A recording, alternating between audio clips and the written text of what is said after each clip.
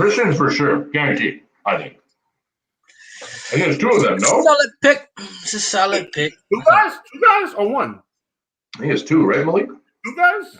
No, there's a surprise. There's a prize entrant for the ladder match that nobody knows about, and then there's the announcement for this Hall of Fame worthy talent that we don't know about either. So yeah, that's Christian. Yeah. So what's going on, Narcolepsy? Click. You already know this. Your boy Narcolepsy Boy 94. aka Malik, back here again with the Q&A podcast for you all on this beautiful Friday, the 5th of March, 2021. As usual, we have the squad here, half the squad, half the six-pack, Bounty, Sean. What up? Yeah. Oh, man. If you guys got some questions, drop some questions in the comment section if you guys want. Answer some questions. I know some of you guys probably going to be watching SmackDown soon. I'm going to catch SmackDown. I got it recording, so I'll catch the recordings of it. So if you guys got some questions, feel free to drop some questions. Anything you guys want to ask. Okay. Yeah. I don't know if you guys are familiar with this. This is one of the questions right here. I don't know if you guys ever watched Nickelodeon when you were a child. When you were a child. But for me, mine was Drake and Josh. That was mine. The greatest. One of the great shows of my generation. So, I'm about to black out my screen for 1 second, but before I go, I'm going to say Double Dare. You like Double Dare? I like that show. I don't know why. Love Double Dare. I'll be right back. I thought you would have said like SpongeBob or something, Malik. No, SpongeBob is my favorite cartoon of all time, but Drake and Josh was like, I have to be honest, I don't remember everything on it. So I have to I'm just looking it up and seeing which ones like really kind of stood out for me. You know what I mean?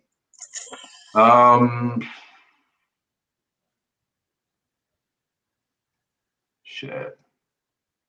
I have to go right back in time, man. Don't worry about it. Got another question right here. We'll move on to this. This is a good one right here. Superstars that would have made an incredible tag team. It's a good one. All right, hold up. I got to. Oh, right off the bat, Randy Orton and John Cena. That finisher that they did in that 6-on-6 whatever or 6-on-2, and John Cena had him in the FU and he flipped him over to do the RKO. Like that would have been like the most badass tag team finisher ever. Okay, I Nickelodeon for sure. It's Are You Afraid of the Dark? I knew it was on it, but I just wanted to make sure. So, Are You Afraid of the Dark? Have you ever seen that, Malik? Yeah, I wasn't into it either. You wasn't into it? No, it was. I've seen it, but it was not wasn't I was younger, so for me, it made sense. That one would be probably my number one. I would say tag team wise. You said Orton and Cena. Yeah, okay, I guess it wouldn't be terrible. For me though, I would say incredible talent. Two people that have been an incredible team together. Man, that's a good question. Good question. Oh, I got another one. Batista and Brock Lesnar. That was sick. I'm gonna say Randy Savage and CM Punk. Oh wow, okay, that's interesting. So you went from two different eras. Yeah, I think that would have been a great team together. Very similar in kind of ways because Macho Man was one of CM Punk's idols in wrestling, and Mike Skills got the Mike Skills too. Great. So, what about you, Sean? Superstars that would have been an incredible tag team. Andre the Giant and the Big Show. Nice. They would have destroyed everybody. Andre the Giant and the Big Show versus Batista and Brock Lesnar to win. Ooh. God, that would have been Andre and the Big Show just for simple mathematics. What about? I would have liked the Giant. I would have liked the Giant and Andre the Giant. You feel me? Right. What about WCW Giant?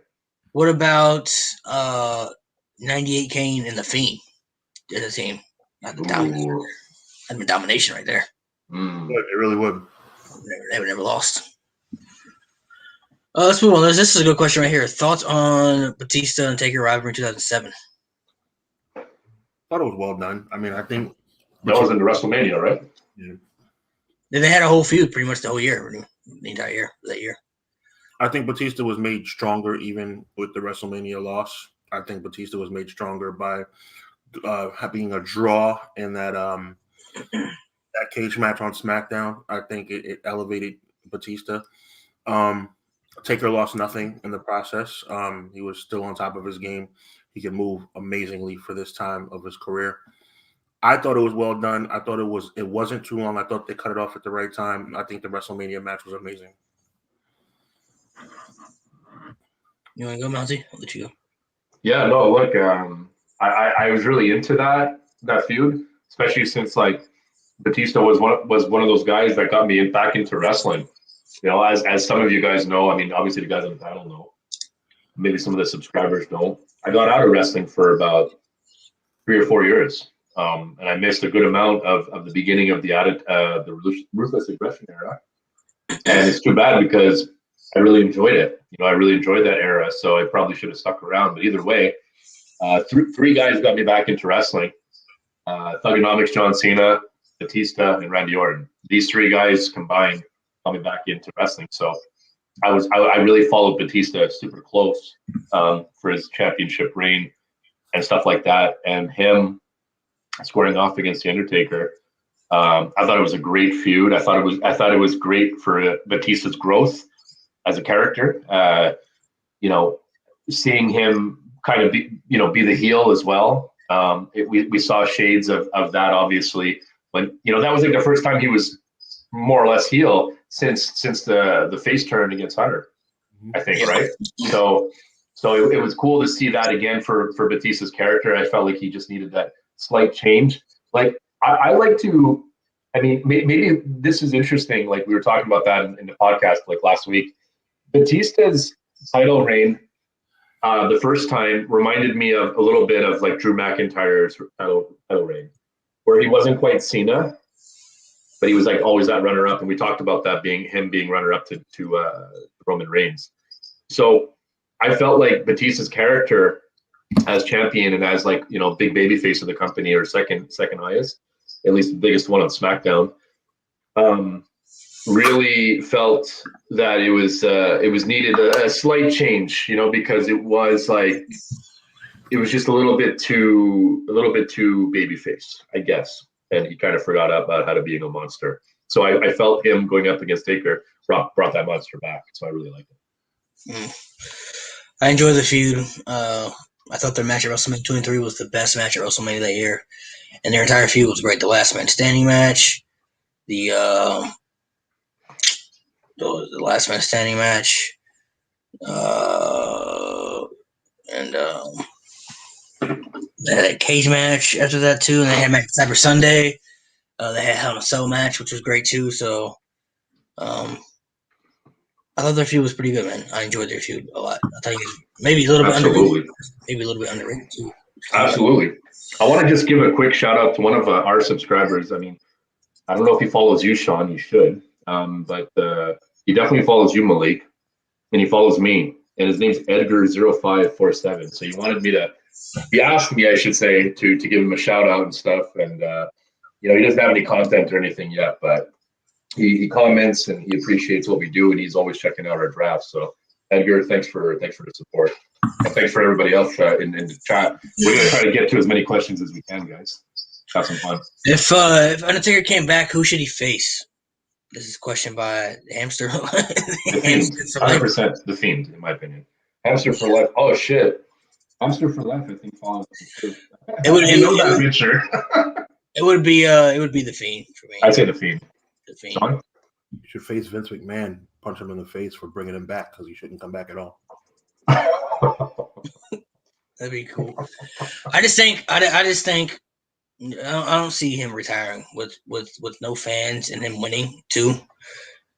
Taker's very old school, and I just don't think that's the way he's gonna go out. I think he's gonna go out putting somebody over, and the Fiend to me would be the perfect opponent for him to put over. Totally, especially going forward, right? And that's what I've been saying to you guys. Like, Taker is that guy, man. He's so old school. He has a lot of respect for the business. At least the old school business for sure. We heard some stuff on Joe Rogan's podcast that was like, okay, he was saying the business is a little softer now. Some of the talent's softer, and I understand because he comes from that that badass sort of era where, these guys were like getting fucked up, and just next day go and have take a bottle of pills and just get it done, right? So he came from that blue collared old school sort of mentality, right? Yeah. But it's just him. He should know if he wants to give props to the old school so much and this and that. He knows that he needs to go out on his back. He needs to put somebody else over, unless he felt like he did that enough already. And that's the thing too, right? Maybe he's put over enough, like he put over Roman Reigns, he put over Lesnar, but these two big ones. So, I mean, what do you guys think? Do you guys think it matters if he has to come back and have one more, or it doesn't matter anymore? Like, hey, you know what? He won his last match. If anybody can go out on an up, it's Undertaker. What do you guys think? I think he needs to stay away. I love the Undertaker.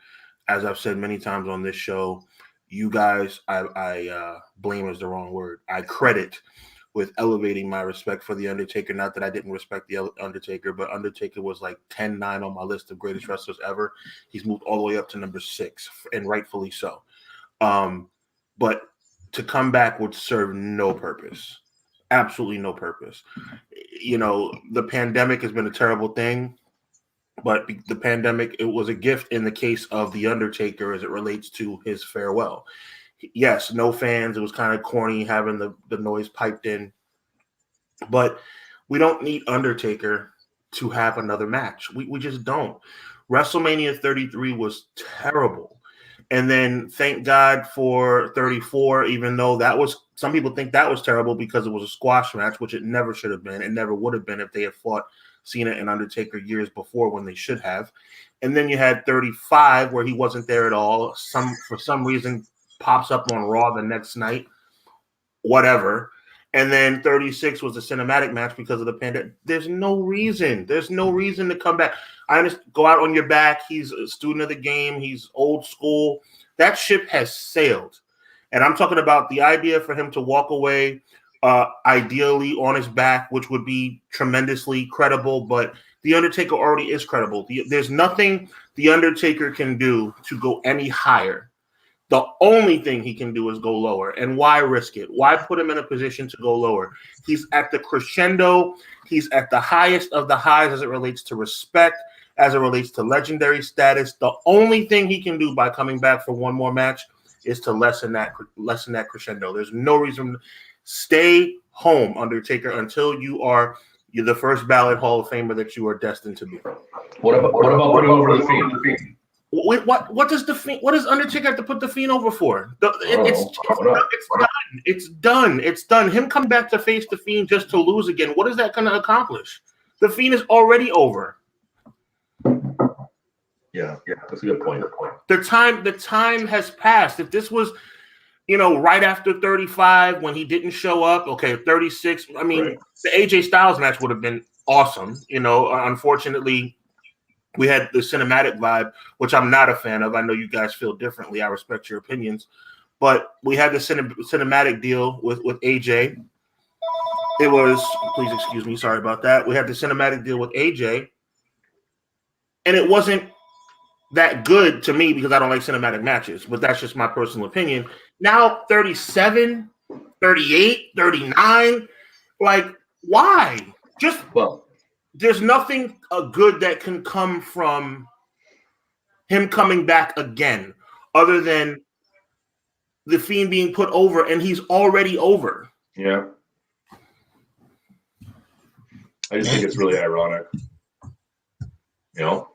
I love The Undertaker. Like I said, I can't stress it enough. He went from number 10 on my all-time list all the way up to number 6. And I thank you guys for helping me see the light. But he'll go down to 7 or 8 or 9 or 10 if he keeps coming back. He doesn't need to come back. It's only going to destroy his legacy. It's been a few years that thought is out there, Sean. 100%. I've been kind of saying that for a while, and I understand how it's hard to not to stay away, right? He said so himself. He doesn't know what the fuck he's doing right now. He has no idea. He hasn't figured it out. He hasn't put any thought into it. None. Not only do I love The Undertaker, I mean, I don't know him personally, but I love Mark Calloway. I appreciate who he is as a human being. I appreciate his outside the ring persona. I appreciate that he's a family man. I appreciate the fact that he's like so many other people that do something for a living forever and don't know what to do after they retire. God bless you. I hope you find your peace. But your peace is no longer in that ring, because if you keep coming back, you're going to keep rolling the dice and you're going to get hurt. Do we not have to remind ourselves what happened with Goldberg? I think you should work in a performance center with Michaels. Teach the new guys coming up. If you think the fucking business is soft and people are soft, teach them that old school way. There you go. Why not? I agree. Do it. What, Hunter's gonna fucking disagree with the Undertaker? No, of course not. Anyways, next question. Yeah, I think it's Undertaker's time has been up for some years now. You know what I mean? So it just gets harder to watch him come back nowadays. He's so old now, and it's just nobody can beat Father Time. As you get older, you can't do things you were able to do. I mean, can I have one more point? Can I have one more point, please? Also, when does it start getting corny? Let's start asking ourselves that. When do the farewells start to get corny? WrestleMania 30, oh my God, yeah. WrestleMania 33, I literally, and I'm not ashamed to say it, I literally shed a tear at WrestleMania 33. Same here, man. I have a reaction on my channel. Okay, and then 34, and then 35, he wasn't there, 36. It's like, then Survivor Series, it's like, when does it start crossing over from God bless, we're so happy, Godspeed, enjoy your retirement, to like, man, like, I mean, do we really want to risk getting to a point where we're like, okay, retire already?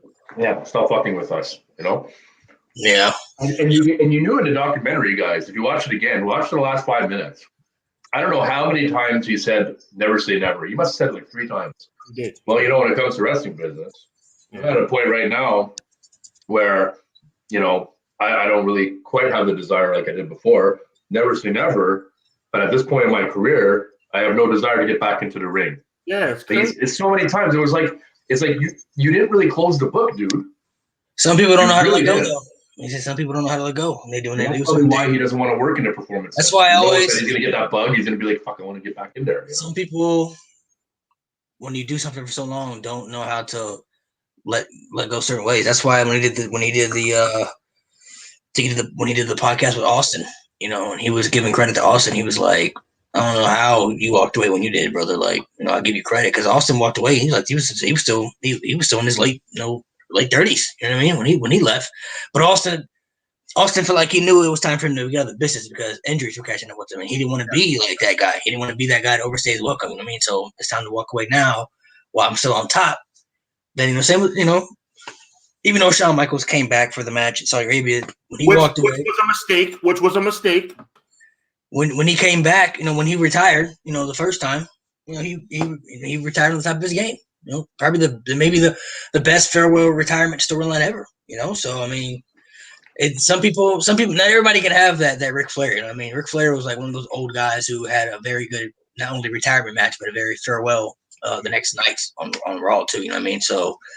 And it was fortunate enough for Ric Flair that he got to get carried by Shawn Michaels in a match at WrestleMania 2. You know what I mean? So it wasn't, not everybody can have that, benefit. Roman tried to help carry Taker through his match, but Taker he couldn't really do much. You know what I mean? He was very limited what he could do in the ring. So did Ric Flair wrestle for Impact after, or was that before? No, after. That was after. Yeah. So he didn't really retire. He didn't retire, but WWE retired. So. Yeah. All right, favorite WWE video game. I'm moving to favorite WWE. Mine would be SVR 07. Same here. My favorite game, especially as a kid. I think everything about it. The soundtrack was great. Story mode was great. The gameplay, everything about it was awesome. So SVR 07. Yeah, agreed. I like 06 as well. Like, I mean, that really paved the fucking way for 07. Let's be honest. Because that game was sick too. I mean, it was similar, but 07 it just edged it. It was just a little bit better or a lot better in certain ways, and it was just the best damn good video game that I've ever played in my life, 100%. Yeah. I'm gonna go with nothing in the realm of what you guys are thinking about. I'm going way back. I'm going to like Nintendo 64. Yeah, I'm going No Mercy. That's a great video game. Yeah. You know, there was 3 of them that like, you know, I found that were like, you can throw them up in the air and then pick one and you're gonna have a great time. WrestleMania, you know, 2000 or whatever it was, No Mercy, and NWO WCW Revenge. Yes. Any 3 of those games, bro. Like, let's go. Let's have a few hours of fun. Like, I would just kill those games, man. Like to the point where my controller was like screwed up. You know? No, it was great. It was great. Oh, so good. We were spoiled, no doubt. Yes. All right. If you could face any WWE superstar, who would you face? That's a good question. For me, I would just face Shawn Michaels, so he could just carry me through the entire match and make me look good. So, Shawn Michaels. I only gotta win. Just carry me, Shawn, to the match, and just make sure I look good. I would like to wrestle Bret Hart because I know that he would protect me in the ring, and I know that we would have a really good match and tell that story because he takes his job so serious, and I feel like he's a over the top professional and a perfectionist. 2 things that I would love to mimic while being in the ring with him at the same time. When you're almost 300 pounds, like I am, you know, I weigh 295. You want to be in a situation where you can live out your dreams and be what I really am, which is a high flyer. I'm a big man that can run. I'm a big man that's athletic. I'm a big man that likes to jump off the ropes. I'm that guy, and I can pull it off. Like I'm not your typical 3 bill kind of guy. So I would like to be in there with somebody who would make me believable as a high flying big man. I want to be in there with a Big Show. I want to be in there with a you know, an Andre the Giant or somebody like that. I want to be in there with somebody that's bigger than I am. So it would make sense for me to come off the top rope. It would make sense for me to do a moonsault. Like it would make sense for me to be athletic instead of what people would typically think for me to be, which is a 300-pound, you know, ground and pound kind of guy. Like I would like to be in there with somebody bigger than I am so I can do what I really want to do. Not to mention, like, normally when you have big man versus big man, you expect it to be a, you know, kind of not a squash match, but like just, you know, not much action, you know, a brute fight, and that's all good. I'd pay money to see Shawn versus Mark Henry. Yeah, I feel like it sells. Do that. I would do that. You know what I mean? Mark Henry probably at this stage in his life, Mark Henry's probably got me by about 60 or 70 pounds. I would say he slimmed down a little bit, maybe 350, 370. You're talking about in the prime, though. So in his prime, he'd be 100 pounds bigger than me. And I would love it. I would be able to jump off the top rope. I believe he could give me the world's strongest slam. I would love taking that move. It wouldn't bother me one bit. I would love it. Just to see his brute power, man, that'd be sick. Like, that guy's so strong. He would throw me around. He would throw me around, and I would love it. I would love for him to throw me around. I would love for him to be able to, you know, to take my favorite move of all time, which is a Macho Man elbow off the top rope or a leg drop off the top rope. And then, you know, he beat me with the world's strongest slam, and I would be in heaven. I would love it. Yeah. Shout out to Conrad in the chat. Conrad. Make sure you guys go follow him. My man. Had to get you back on the channel, Conrad. Miss you, yeah. Seeing you. Welcome back, man. I saw you last night, 2 nights ago, 3 nights ago, Wednesday night. Wednesday night. Really? Back on the air, man. Nice. I love that. Yeah, so what EPW. I got goosebumps just talking about that. Like, oh my God. I got goosebumps talking about that. Like, being able to fight somebody bigger than me so I could be like, why is that 295-pound man jumping off the top rope? Because my opponent weighs 400. That's why. You got to be innovative, bro. Okay? Yeah. What was Orton's best match in your opinion? That's a good question. Ooh, best match. He's had a lot of good matches. Oh, this is a tough one, man. This is hard. He really has, Malik. He's had a lot of good matches. I would say for me, the match I think that stands out for me would be his match against Cactus Jack and the hardcore match at Agreed. I think I'm going to go with that one too. I just want to think if there's anything else. He's had other good matches. I really love the match he had with Edge last year at Backlash too. I thought it was really good. He's had great matches with Cena over his career. Great matches with Christian. You know, him and Christian had some great matches when they were feuding. But even the match with Benoit at SummerSlam too. The match with Taker at WrestleMania. Well, Randy Orton has always had these kind of high-profile, awesome matches, but they've always just slightly been overshadowed by other people. You know what I mean? Like he had a ridiculously good match against CM Punk at WrestleMania. That was a sick match, but nobody talks about it, right? I think we know why. Yeah, I mean, look, you can't go wrong. Orton versus Cactus Jack. I mean, it had everything. It had a great story. I think it solidified Orton as being that, like, I don't even know how to explain it. Like, I felt like he paid his dues in that match. You know what I mean? Like, he showed everybody, like, hey, I'm not this like pretty boy dude. Like, I'm gonna go and take a beating, like a real beating, and you're gonna have to pick tacks out of my back at the end of it. Like, dude, that's hardcore. Like, Yeah. I don't like my pain threshold is pretty high, but I can't even fucking fathom being body slammed on a bunch of tacks. You guys, it's crazy. I'll break a table. I'll jump off a ladder, but like tacks, bro. I step on one tack. I hate it. God, I've done it before. It sucks. I have difficulty thinking about the name Randy Orton without thinking about SummerSlam 04. I mean, that's just the first thing that comes. Benoit. 20 minutes with arguably the best wrestler at that time in the business for the World Championship. No run-ins, no interference, clean. I just have difficulty thinking of Randy Orton without thinking of SummerSlam 04. Good call, especially with the no run-ins. Like when Evolution was like at its hottest, no run-ins. Interesting. That's a good question. Do you think the Shield is the greatest faction in WWE history? No. No. WWE history? Grow up. No. There's a lot better. Like homework. No. DX, DX, Evolution, Evolution, DX. You see, NWO was a good faction too, but it was better in WCW. Let's be honest. Yeah, it was better. They were better in WCW. No, WCW. So yeah, like DX alone, and the Horseman was WCW, so that doesn't count. I would really just say Heart Foundation was a sick faction. In my opinion, Heart Foundation was better than the Shield. Yeah, Heart Foundation. All of a sudden, people unsubscribing me.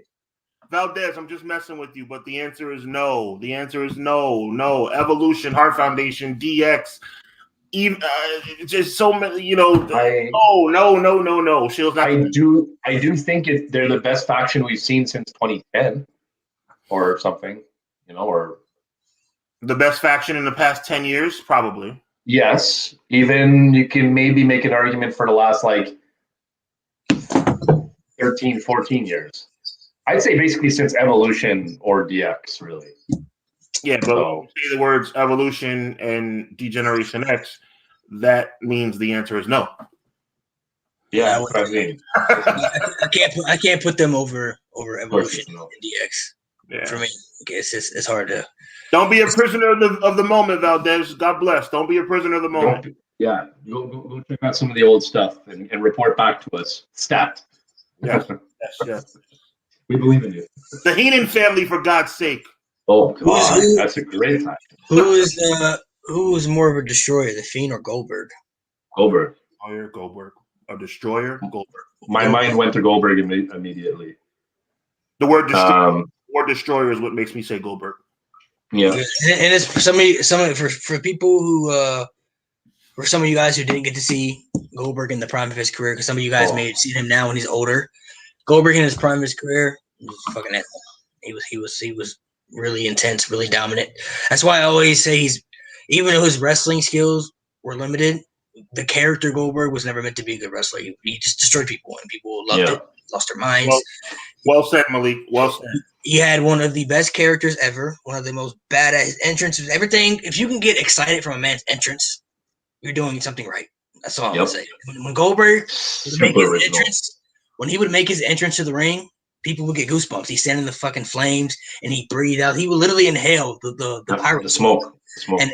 And breathe it out of his face, and he'd do that fucking Goldberg thing with his face and shit, and the pyro would go off, and you're like, holy shit, this guy's about to kill somebody. Like he had so much intensity behind his character that he never needed to put on a Shawn Michaels classic match because you never cared to see it. He went out there and he killed people for like 2 minutes, and you felt satisfied. You felt like you just saw the greatest thing ever. So Goldberg, and people got to also understand, for people who didn't see Goldberg in his prime, Goldberg was actually really athletic in his prime. There were a couple matches where he would do like backflips and shit. You know, Goldberg was like, pretty athletic for his size in his day. He used to do one of the coolest things ever, man. He used to do this thing where he used to gorilla press people over his head, and he'd fucking throw him in the air and then hit him with a power slam. I was like, holy shit, this guy's fucking insane. Like, he was pretty intense, man. So I'd say Goldberg, man. I mean, first he won 173 matches in a row too. So, and to your fantastic point, Malik, I'll piggyback and say the first time that Goldberg had a match longer than 10 minutes, he lost.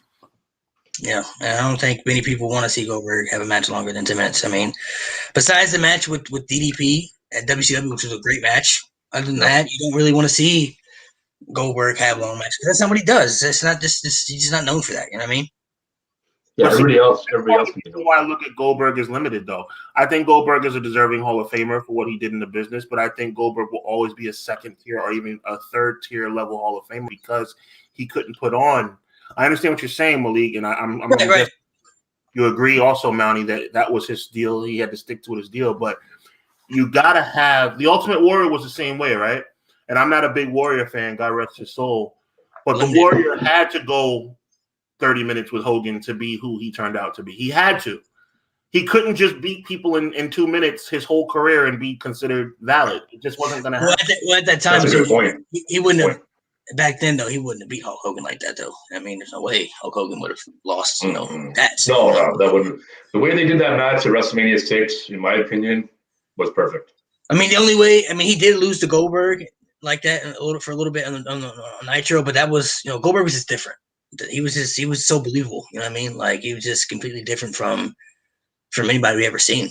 At the time too. So I mean, I was a big Wolfpack guy. I was a big Wolfpack guy. I'm ashamed to say it now, but I was a big Wolfpack guy, and I was actually happy that Kevin Nash won the match. But that's me as a 12, 13-year-old kid. As a grown man, I would have loved to have seen that same scenario. Even Goldberg getting stunned with the kettle crowd. Maybe a little bit of a delay by the referee to make it more believable. Goldberg kick out of the powerbomb and somehow come back to win that match. That would have solidified Goldberg, in my opinion. Did you I don't know if you guys saw this on the network, but did you see the original idea Goldberg talked about what he wanted to do for that match? I don't know if you guys saw it. So the original thing that he wanted, which is insane, the original thing that he wanted to do, he was such a dominant bad guy at the time, and they were one of the ways for him to lose. He came up with the idea of getting tased, like with a real taser in the ring. That's right. He said that he wanted somebody to tase him. A real taser. Yep. A real taser. He said that he wanted to get tased for real because he said back then that was the only way people were going to beat me. That's the only way I was going to get beat. Back then, somebody tased me. What's the word I'm looking for? The image of him getting tased fake would have been fine.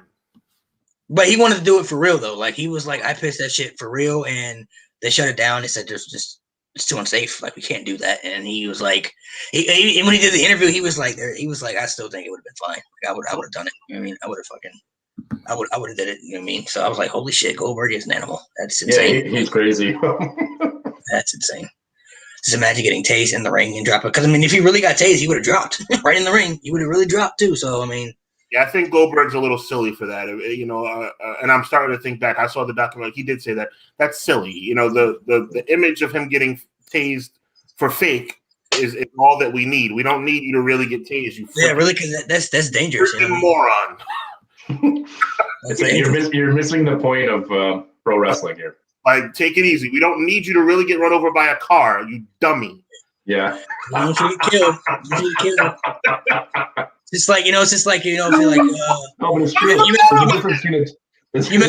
remember the angle when Cena got stabbed by Carlito in the nightclub? Just imagine if Cena was like, oh, I want you to really stab it.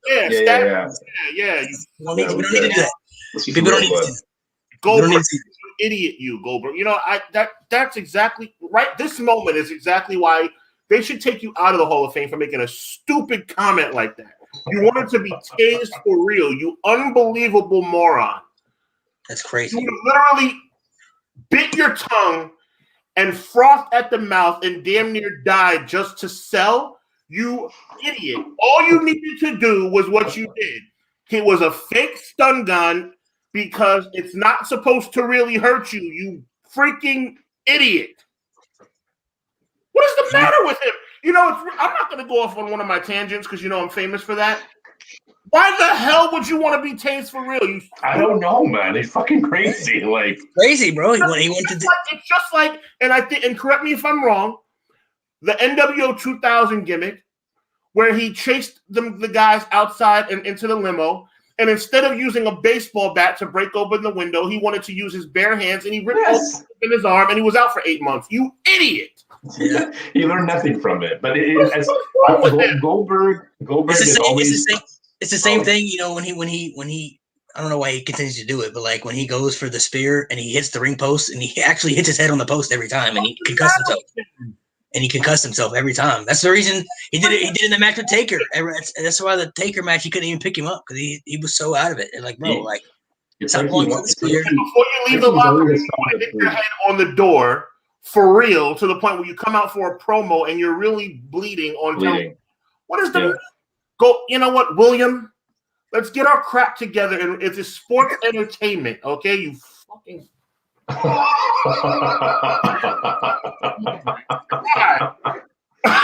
No, I'm with you. I'm like, yo, okay. I'm like, take it down a notch. Like when it comes to Goldberg, like relax here, you know. Like, what do you have to? Why do you always have to feel like you have something to prove? Like, you know, like I can't tell if this guy has like the ultimate amount of alpha male confidence, or if he's so insecure that he feels like he has to do like the next thing, so people talk about that. But the problem is like, you know, when it comes to that kind of shit, it's like people don't really talk about that. You know, it's like okay. Like, I think he's just like he's one of those type of males, bro. He just got so much intensity. You know what I mean? Like he wants to do like all the fucking intense shit. And you know what? Because I believe Malik's show is being seen all over the world. I believe Goldberg will see. I love Goldberg as a father. I love him as a husband. Me too. I love him as an entertainer. But your belief that you have to really injure yourself to prove a point is screwed up. It's the most ridiculous crap I've ever heard. Listen, we want the best from him. We're looking out for his health and safety. Please. As fans, we don't need that extra. We don't need that. Make it look good. We're happy. Yeah, Drew. I know you're supposed to beat me with the Claymore, but I want you to really kick me in the face so hard that all my teeth come out. Okay. I want you to Claymore kick me off the Eiffel Tower. That's what I want. It's different. It's different to like, because sometimes I get where you can do things in a match. Like, you know, I remember like Taker did a thing. He was talking about the match with Randy, the Hell in a Cell match, and he was telling Randy like, you know, when you bring in the chair shots, you know, really bring the chair shots in. You know, you got to really bring it in. So that's different. You know what I mean? But like to be tased, though, like you want to be tased, like I wouldn't even. I would have been like if Goldberg, if I was the one who had to tase him, and Goldberg said, "Hey, I want you to tase me," I'd be like, "I'm not doing that. I'm not gonna tase you." I've had so much resentment in my heart for Goldberg for a minute. I don't think I've ever told you guys this. I've had so much resentment in my heart for Goldberg for being the person that ended Bret Hart's career. That's something I've really held like in my heart for like a long time. Like I've been really resentful towards Goldberg. But then I really appreciated how he kind of came back in 17, 16. He really did well. But just hearing what you just said, it just reminds me of why I didn't like him in the past, because it's like he wanted to be so believable that he was willing to risk injury. That's a bad thing. Yeah, it is. All right, let's move on.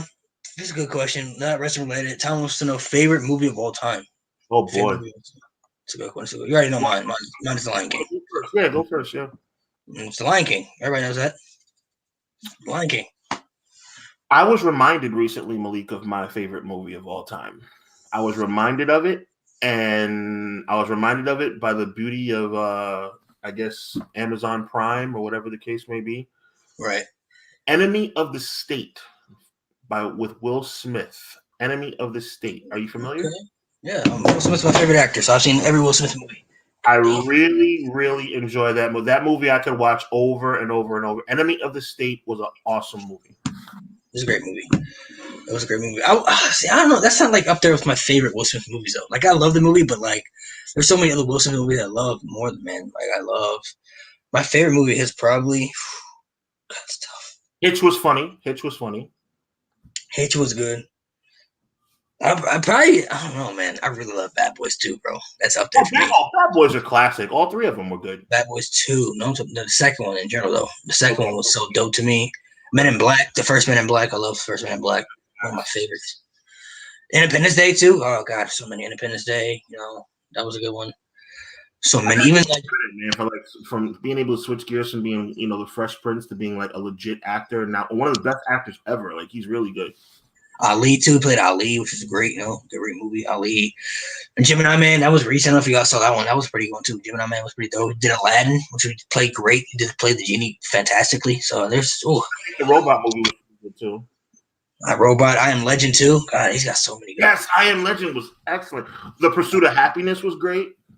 Oh yeah, Pursuit of gosh. So like I said, Will Smith is an amazing actor. There's so many great movies that he's put out. Even Hancock was. I thought even Hancock was good. That was watchable. You know what I mean, it was a watchable movie. So I mean, Will Smith hasn't had many duds. You know, he hasn't had many flops.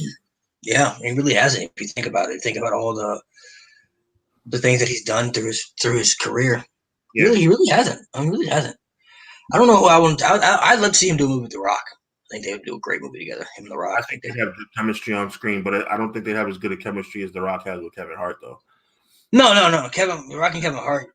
It's just like Will Smith and Martin Lawrence. You know, they got good chemistry together.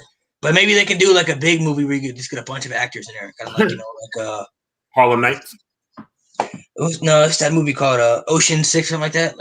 Like you know, when they got like a bunch of, you know, get a bunch of you can put like, you know, you can fucking, you know, like you can get like Zac Efron because you want the younger, muscular, you know, guys that are athletic guys. You can get, you know, Will Smith and The Rock, and you know, you throwing some good people in there, man. I think they could make some good chemistry together. Did you get the Coming to America sequel yet? Came out last night. I didn't. I haven't seen it. Is it worth it? Really good. Really good. I thought it was gonna flop. It was really good. I enjoyed it very much. Let me go to some other. The fact that it's only like movies are only like an hour. Like the Coming to America sequel that came out last night was only like an hour and 39 minutes, while like the first one was more like 2.5 hours. Okay. This is a good question. Who would win in the chamber match in their prime? Austin, Lesnar, Batista, Cena, or The Rock in their prime? That's a good question. Well, Stone Cold always had the edge over The Rock. We know that, right? I mean, like always had the edge in big matches, unfortunately. Yeah. So I think Rock and Stone Cold are the two best in their prime. Rock and Stone Cold are the best out of the 6 men in the match, right? So, and if I say Stone Cold would get the nod over The Rock, that means I guess Stone Cold would win. I don't know though, because Lesnar was pretty dominant though. Were you considering Lesnar when he came back, or like 2000s? You know, to Lesnar. You know what I mean? Like it's different. Like Lesnar was more dominant when he came back and he beat the streak and, you know, he destroyed Cena. Like he was like, oof. But So are we looking at Rock who? Are we looking at Brock who beat The Rock in 2002? Or are we looking at Brock who beat Cena in 2014? I would say 2014. I mean, that was. You could argue that was. I mean, even though he was, I think, you know, better in the ring wise. He was stuck around for 2 years. You could argue that he was in his prime when he came back. I mean, he did a lot of good things when he came back. You know what I mean? So I'll give Stone Cold. I'll give Stone Cold, and I call Stone Cold prime. Stone Cold late 97 into 98. I'll give Stone Cold prime the nod. I would say Stone Cold too. Austin would just. It's hard to bet against Austin, you know, in his prime. It really is. It's hard to bet. Okay, I keep seeing this comment right here. Someone wants to know Michael Jackson or Elvis Presley. It's Michael Jackson for me. So. I'm going Michael Jackson. Respect to Elvis, you know what I'm saying? Elvis was revolutionary, but Michael Jackson is musically, Michael Jackson's arguably the best to ever do it. All right, next question right here. Thoughts on Kenny Omega, John Moxley death match, and do you think Dominik Mysterio will turn on Ray? So 2-part question. So we'll start with the death match. I'm excited for it. From what I've seen, I think it was maybe yesterday or the day before, Tony Khan did the podcast for AEW, and he said that it's going to be the most violent match AEW's had so far. So I'm expecting a lot of blood, a lot of guts pouring out because I don't know if you guys ever seen an exploding barbed wire death match, but it's pretty intense, bro.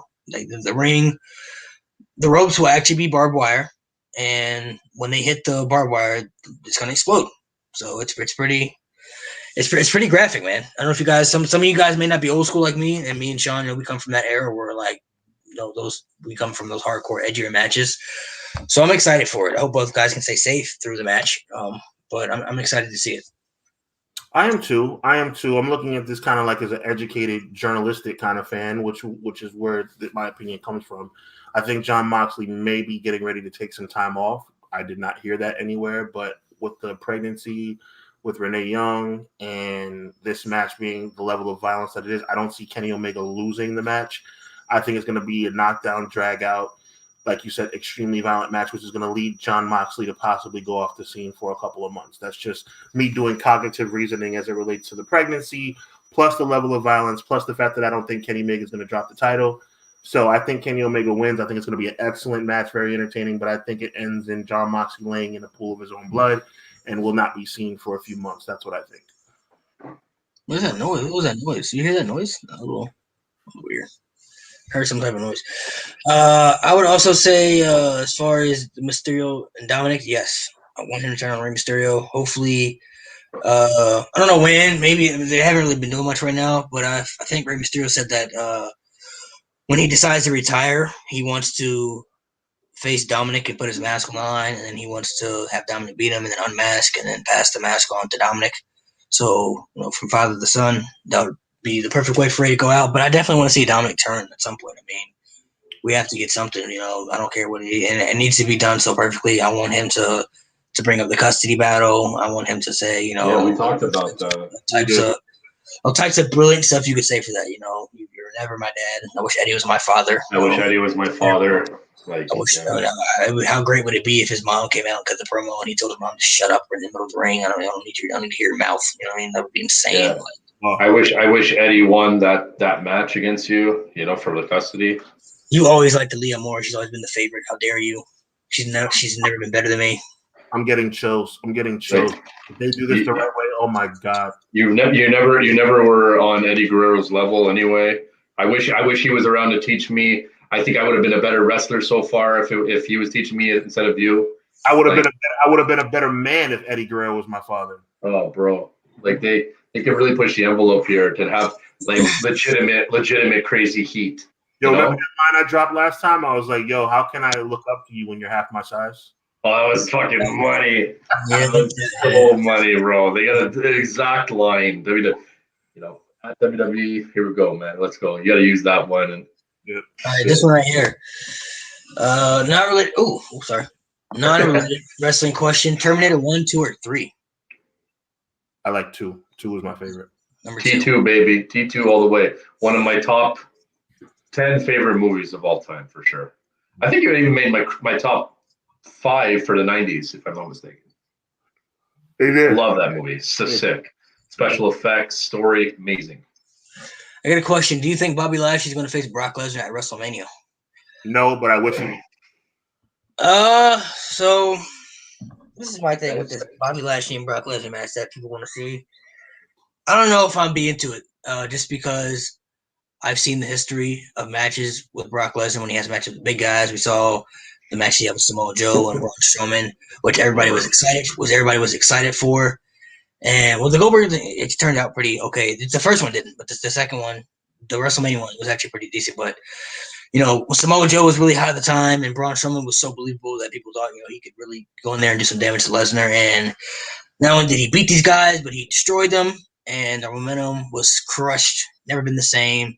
And my fear is that WWE would book it the same way, because Brock Lesnar hasn't really put any of the big guys over, besides, he did the thing to Goldberg once, but he got that win. He only did that because he was going to get that win back at WrestleMania. So, well, he's put over like Rollins and shit. Didn't he put Rollins, over? But those aren't the big guys. Those aren't the big, strong, believable guys. What about Roman? Has he beat Roman? I mean, has Roman beat him? I should say. Roman beat him at SummerSlam. Yeah, he beat him at SummerSlam. Yeah. Okay. But yeah. I don't know. That's my only fear. I just don't know if WWE would book it the right way. Hype wise, MVP and Paul Heyman on the mic. God, it'd be great to see that. That'd be fantastic. Hell yeah. But I just don't know if they. I feel like they would try to kill Bobby and his momentum because they did it to Samoa Joe, and I for sure thought Braun Strowman was going to dethrone him. And not only did he beat Braun Strowman once, beat him twice in Saudi Arabia when he completely destroyed him and F5'd him like 5 times in a row, and it was like I couldn't believe it. I was like, I cannot believe he just destroyed Braun Strowman. Braun Strowman his career is never going to be the same after this to me, as far as momentum wise. And I don't want the same thing to happen to Bobby Lashley, and I feel like my gut is telling me something like that would happen just from the history that I've seen. So I don't know if pay-per-views in Saudi are just. I don't know if I want to see it. I don't know if I want to see it, to be honest. I don't know if I would be okay with seeing it. If it's booked right, I'd totally be behind it. But that's if. It's a big if. I'm gonna piggyback after that point. I want to see it. I desperately want to see it, but only if Bobby Lashley wins. Yeah. Because right now, it's so much. Go ahead, Malcolm. Go ahead. Oh, it's okay. But I was going to say, like, I think you could do it in a good way. Even if you bring in Lesnar, fine. If Lesnar doesn't want to eat the pin, okay, you got to maybe do a triple threat with Drew. And even if he doesn't have to get pinned, like why can't he take the submission hold and just pass out? You don't even have to submit. He just can't pass out in the submission hold. You know what I mean? Like that. Brock in a full Nelson, Brock Lesnar. You think that's believable? Yeah. I don't know. I think it's believable, especially with Bobby Lashley right now. I think it's believable enough for me. I think it's okay as long as Lashley wins. I don't care if Lashley uses a chair. I don't care. Sometimes it's like it's very important. Like we know we're educated wrestling fans, where it's like, oh, we would love to see Bobby Lashley beat Brock Lesnar clean. I don't care. I don't care if it's outside interference. I don't care if it's hurt business. I don't care if it's a chair. I don't care if it's brass knuckles. I don't care. As long as Bobby Lashley gets his hand raised, I'm cool. Bro, I'm telling you, man, I'm still going to go whether he faces Lesnar or if he faces Drew or a combination of both of them, and then or maybe they throw in Sheamus and make it a 4-way. I don't really care what it is. I just want to see, like you said, I want to see Lashley get his hand raised at the end of the night. Let him have that moment because we don't know when we're going to see that again for him. I think, I think when Bobby Lashley loses the title, he has to lose it where he's still looked at it as a main event top tier star. And I hope that happens, but my gut instinct, I still think he's losing to Drew McIntyre at WrestleMania. But here's the thing, and I want to ask your guys' opinion because it's related. Drew lost the title, and even if Drew doesn't win the title, which I don't think he will, it's tricky though. You got that fan thing, right? Like that's where it's interesting, guys. Because Drew never had his fan moment with real fans, and there's going to be real fans. So I like the unpredictability there. I don't think it'll be well received if Drew wins. Unfortunately, I don't think it'll be the exact moment that he would have had a year ago. That's the problem. But I want to ask you, knowing what we know now, post title reign, and then let's say he doesn't win at WrestleMania in one way, shape, or form, and he just stays away from the title. Don't you think he solidified himself as a main event? I think Drew McIntyre has. I'm waiting. I mean, if he loses at WrestleMania, either way, Drew McIntyre is still a top guy in WWE. I have to say, and that's a non-biased opinion. I really looked at it. Don, you're shaking your head. You don't think so? I don't see it. I'm in this face I'm making with the eyes squinched up and the hesitant shaking of the head is me saying no, but I wish I did. Okay, I got a question for you. I wish to God, because I'm telling you, Mountie, my brother from another mother. I'm trying. I'm trying. I just can't see it. Okay, I have a question for you. Can you see him with the IC or US title? I can't. 100. I think that no way. No, right now, I don't think so. I can see it. Not the US. Not the US. The US has kind of like an ugly stigma to it. The IC title? The IC still has some prestige to it. I'm not saying it doesn't. I'm just saying, I feel like for McIntyre, the next step is literally the heavyweight on the other side somehow. And I don't know. I don't see that happening right now. but I think that's his next title. I really do. It's either winning back the WWE Championship or going to get the Universal, whatever way. Sometimes you Yeah, only. did I get that right? I did, right? Okay, yeah. Sometimes At this point, Drew McIntyre, when he goes after championships, is only going to be for the world titles now. I think WWE's done with him. That's what I'm saying. That's what I'm saying. They look at him as a top guy, so I mean, they wouldn't have pushed him as hard for this long if he wasn't. I just don't think, as of right now, I just don't think he should get it back right now, just because Bobby has it. You know what I mean? I think Bobby should get it one. I wouldn't be mad if he took it from Bobby, but let Bobby go to like SummerSlam or something. If you want to give it back to Drew, give it back to Drew at SummerSlam. You know, you can do different things for Drew after WrestleMania. You know, why not have Drew, have a little feud with AJ Styles, with Fiend. And the Fiend needs something to do after WrestleMania when he's done with Orton. It's the Fiend or something. I see Drew going after either one heavyweight titles, or to recreate a new feud. We know for sure a tag team. Even though they haven't announced it yet, he's going to face Bobby Lashley at WrestleMania for the title. I mean, that's so. It's I don't think he wins. I don't think he needs to win. I think he needs to. See, this is Lashley's moment. I don't think he needs to win either, but I feel like he is though. I feel it won't be well received. It won't be what they want. Because of who's in the picture right now, because Bobby Lashley's the one holding the title, I'll tell you what, if Brock Lesnar came back and beat The Miz and he has the title, it would be well received. But because it's Bobby Lashley right now, I tell you one thing, it would not be well received at all, unless you wanted to turn McIntyre heel and make him a heel champion. Now that's interesting. And you can utilize Bobby Lashley as that baby face, guy. But then, then you're kind of taking the moment away from Lashley, maybe. Yeah, so, I think Lashley has to hold it for some time. If Drew wins, I want to see Drew. I want to see him turn heel though. He's a monster heel. Sean, I'll tell you one thing, okay? And I respect your word, my man. Trust me. There's a reason why I'm on the panel with you. Like I really respect your guys' outlook, and it makes sense. If you're not a believer in Drew McIntyre now, I would like to think that a heel Drew McIntyre as champion might scratch the itch a little bit more for you. Maybe. May I retort?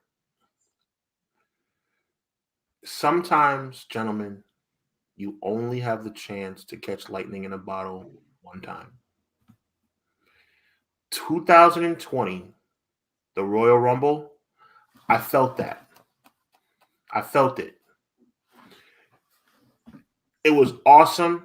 It made sense. It was authentic. It was passionate. It was new. It was refreshing. Mm-hmm. But not now. Not now. And in the pandemic, as I was saying, the pandemic was kind of a weird good thing in the essence of the Undertaker being able to walk out without having to lose. In the same way, the pandemic's been a terrible thing for Drew McIntyre, because Drew McIntyre on WrestleMania 36, that was his moment. WrestleMania 36, I would have cheered when Drew McIntyre won the title in front of the crowd that would have been in Tampa, Florida last year. You fast forward that 1 year, and I'm not feeling it. I'm just not feeling it. Sometimes you only catch lightning in the bottle one time, gentlemen. And I feel like 2020 will be the year that he's rightfully remembered as the man who was the number one guy on Raw in a very tough time, in a pandemic. He needs to be, and like I think I've said to you guys before, he 100% deserves to be WWE champion. I'm glad he's now going to go down in history as a 2-time and probably in the future 3-time, 4-time world champion. But to stretch, this is what I think WWE is going to do. To stretch his moment from 2020 into 2021, because he didn't have the fans there at 36 where he would have the fans in 37, that's a mistake. That's when it goes from being authentic and real and passionate to fugazi. Yeah, that's what happens. I don't know if I'm making any sense right now. I agree the same way. I agree with you the same way, but I think WWE is extremely high on Drew McIntyre, as they should be, because he's really good. But he's really good. I think he's but Royal Rumble 2020 going into that year's WrestleMania was his time. I'm sad that the pandemic's here for more reasons than one, not just wrestling, obviously. The pandemic sucks on every level. But you can't just say, because that's what we're doing here, fellas. That's what we're doing. I'm not saying Drew McIntyre is not good, and I'm not going to use the typical B+ player reference. I'll say he's an A- player. How about that? He's an A- player. But you can't say, hey, listen, Drew McIntyre was on fire at Royal Rumble 2020, and he was on fire going into WrestleMania, but unfortunately the pandemic hit. And when the pandemic hit, there was no fans at 36, and he won the title at 36. How awesome would it have been if there were 70,000 people cheering Drew McIntyre? It would have been awesome. But that doesn't mean you stretch it to the following year just because he didn't get his moment last year. It's not the same.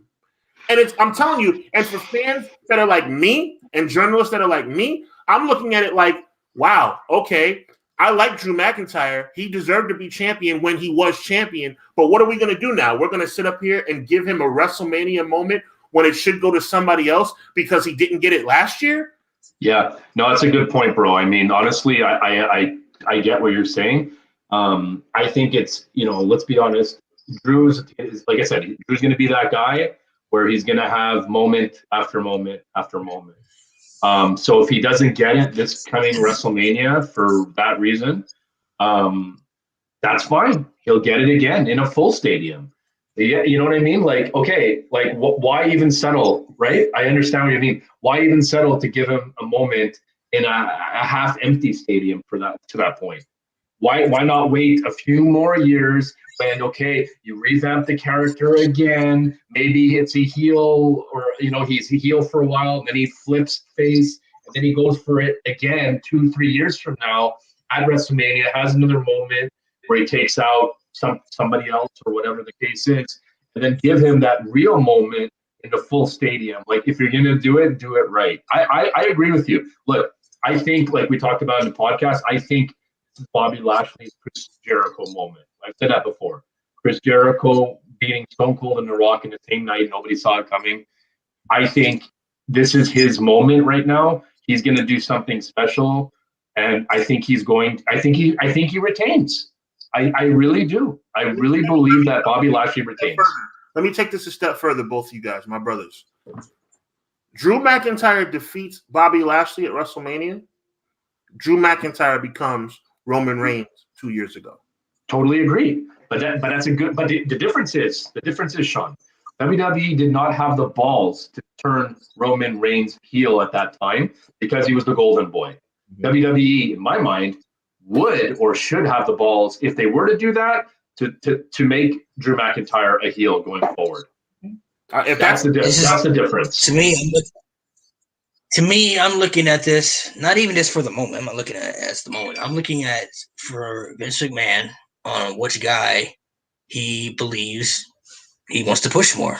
And I think I hope he's really high on Bobby Lashley. I would hope so, because he's been doing great things. He gave him the title, right? Especially since he's been in the Hurt business.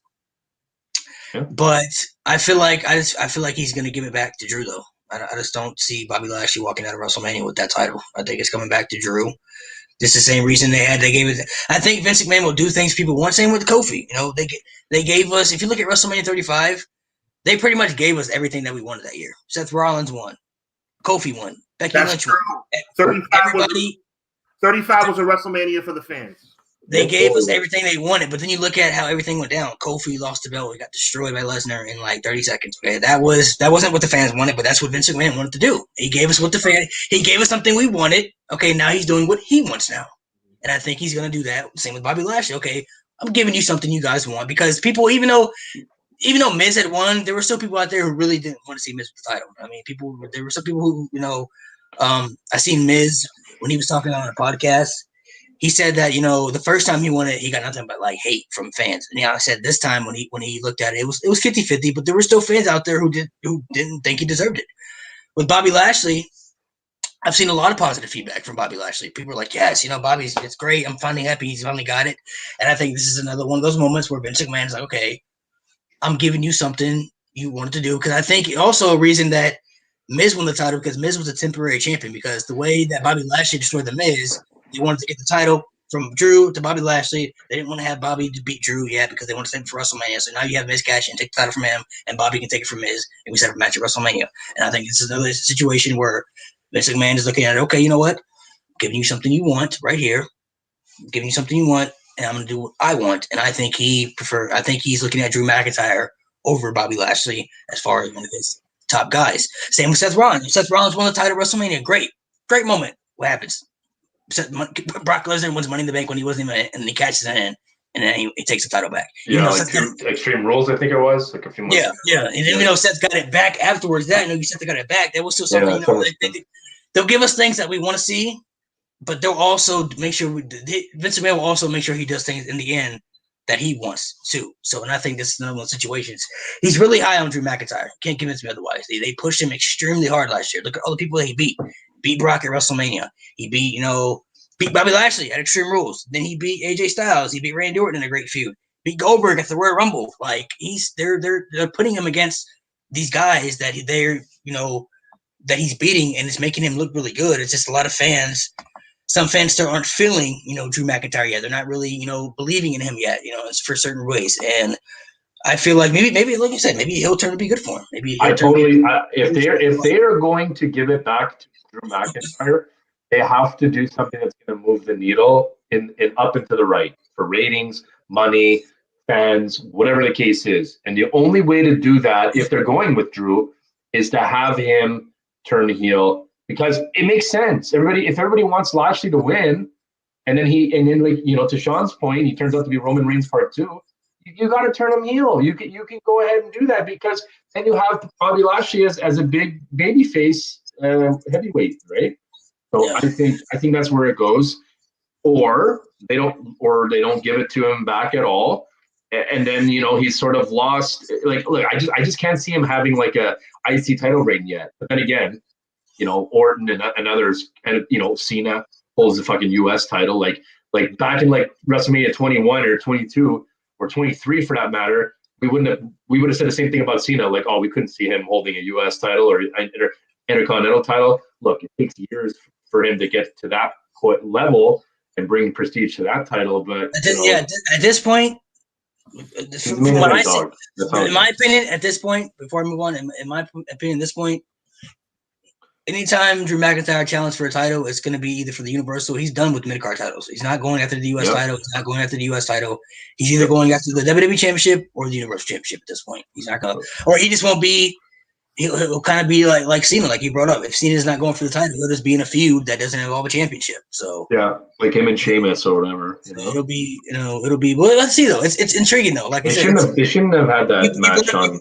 They should have saved that one. You brought up a good point though, Mountie. It's intriguing because the Lashley and McIntyre match is kind of 50-50. It's kind of saying I look at it the same way with Roman and Edge. Like it's really 50-50. I mean, a lot of people storyline wise feel like Edge should win, but Roman Reigns is he's the man right now. So do they really want to take it off Roman yet? Like it's unless they add, because I feel like they may add Daniel Bryan in there because they're kind of teasing it. So if they add Daniel Bryan in there, then there's no doubt in my mind Edge is walking out with that title. But if it's still a one-on-one match, it's up in the air, man. It's kind of one of those situations. So same with Drew. It's like fans. You'd have it on each side. Each night would be unpredictable.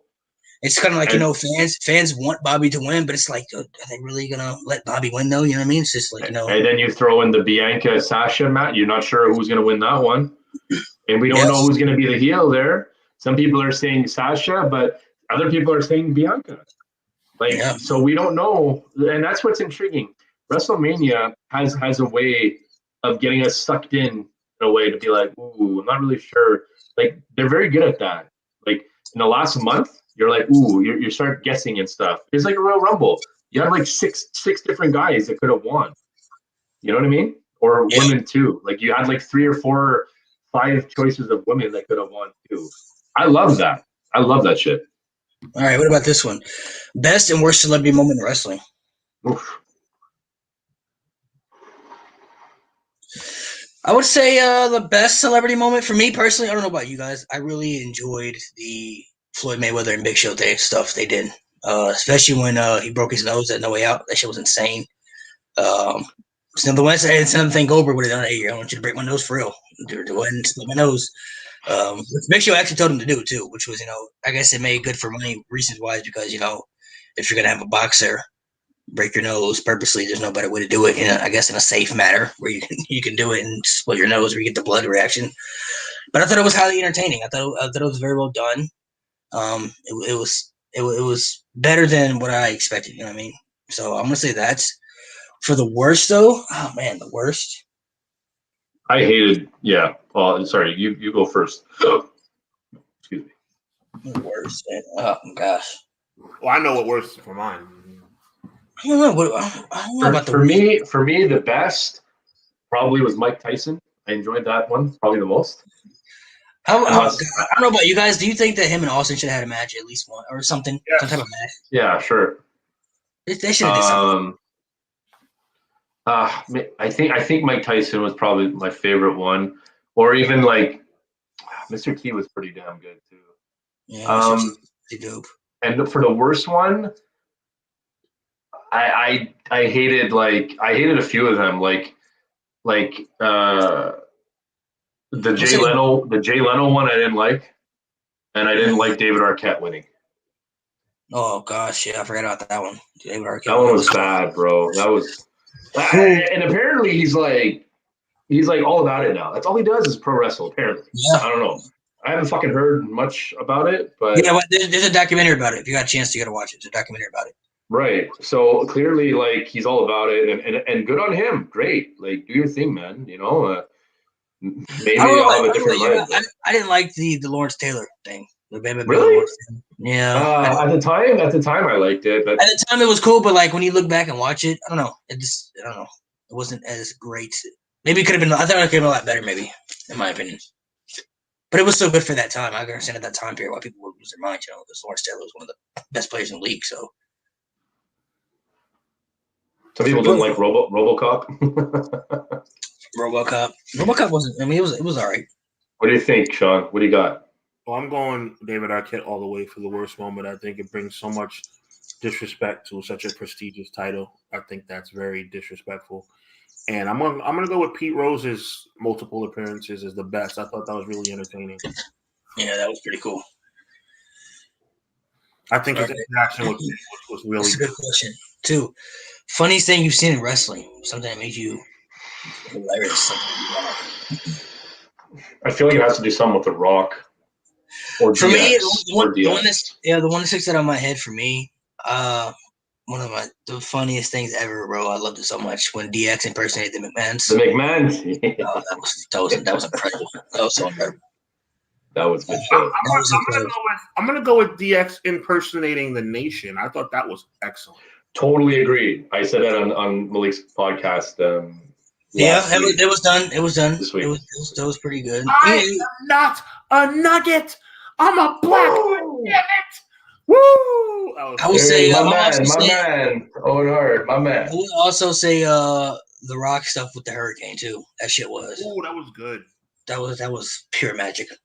When he called him a chicken McNugget, and oh gosh, it was so good. What did he call him? The Hamburglar. Oh my gosh, bro! When I first heard that, I about lost my mind. I was like, "This is the greatest thing I've ever heard, bro." That's one of the greatest lines I've ever heard somebody ever say. Like the Hamburger, they called him the Hamburglar. I need. They should have honestly came out with merch that said that. I would have bought a T-shirt that said Hamburglar. Like literally, I would have bought one. I would have owned it. So, excuse me. I would say those are the two that stand out for me personally. Yeah, I'm gonna go with DX's impersonation with the Nation is my. I cracked up. I cracked up with that. That actually made me laugh hysterically. Legit. Yeah, same here. All right, best WrestleMania entrance of all time. Mine is easy. Y'all, when I say mine, y'all don't know exactly. Well, I already know what yours is. Yours is Shawn Michaels WrestleMania 12. No. You said the right name, but I'm not going to say WrestleMania 12. Oh, WrestleMania 25. I know. When he comes down as God there, when he's all in white. How great was that though? First he comes down as God. That's a biased opinion, Sean. That's a biased opinion. That's like my McIntyre pick. Hey, look, this man. Shawn's a Christian. Shawn Michaels' his favorite wrestler. Hey, I'm a Christian too. It comes together. I'm a Christian too, baby. Yes, you are. But I think the 25 entrance was amazing. But I thought it was very cool though how they did that. Shawn comes down and Undertaker comes up. I think that was so dope, man. That was so dope. So I gotta say, WrestleMania 30 Triple H's, bro. Yeah. That was good. That was sick. Can you guys name the 3 women that was there? Charlotte, Alexa Bliss, and Sasha Banks. Yeah, good boy. That's fun. You know, they did the same thing with Charlotte a couple years later, but it was a lot better when Triple H. It was Triple H. Triple H always has some good entrances too. Rusev. I enjoyed the Terminator. I enjoyed the Terminator one. I like 31. Rusev 31 to 10. That was a good one. But WrestleMania 31 was sick. I love the fact that LL Cool J opened up the show. I was like, yeah. I also liked. I liked the John Cena one when he shot the machine gun in the air when he they had like one. Yeah, like Mafia, not Mafia. The Mafia one. Yeah, the Mafia one. CM Punk was on the car with the Tommy gun there. Yeah. I know that's not the question, but one of the worst, since you mentioned Cena, one of the worst was 20. I want to say 25. No, when he came out with like all the 40 different John Cenas all dressed the same, and he. Oh, you can't see me. That was with the band. With the band. No. The band was 24. The band was dope. 25 when he came out. Like there was like came up with all the Cenas. It was all the people dressed as John Cena, and they all did the "You Can't See Me" and the pyro went off and everything. It was like there were like 40 of them. It was disgusting. No, it was dope. That was dope. You liked that? That was terrible. Of course. I was a John Cena fan. I thought 24 with the band was awesome. 24. I know. Remember when he came out in the Mustang too? That was dope too. When he came out. But 25 was awful. No, 25 was dope. I like 25. Yeah. I need to watch it. I like the one too. I know you like this one too. The one he came out with the choir at 27 when they had the. I love that. I love that. That was dope. That was dope. Yes, he did well on that. But you know what? Same match. I really enjoyed. Miz is the Miz Nas. Hate Me Now thing. Yeah, that was a really good one. Trying to think of some other ones too. Some other honorable mentions. Oh, yeah, but you know what was cool about WrestleMania 25 Cena's entrance? That they came out to basic thugonomics. Yeah, don't let that great theme music override the fact that it was a stupid idea. Yeah. The one with the band was good. I got pumped up on that one. I'm not gonna lie, and I did not like Cena at that point. But that I was like, yo, when he was coming down and they were killing you with the trumpets and shit, I was like, yo, I'm like, yes, like this is awesome. That right there proves I'm not being biased. I'm not a Cena guy, but the 24 entrance was awesome. Yeah, that was sick. I also like one of my other favorite ones too was WrestleMania 21, Triple H when Motorhead played him out. Oh! Can I throw in another one? That was sick. Randy Orton's Red Theory. Oof. I love WrestleMania that. 30? WrestleMania 30? Yes. That was a sick performance by Red Theory. Orton coming out and pointing at him and everything. It just I love that shit, bro. That's a bias pick for sure for me. I like the one. I like Charlotte at 35 too. Which one? When she came out in the helicopter? When she came out in the helicopter? Charlotte at 35 too. Charlotte? Yeah. 35. Me too. I love the helicopter. Loved it.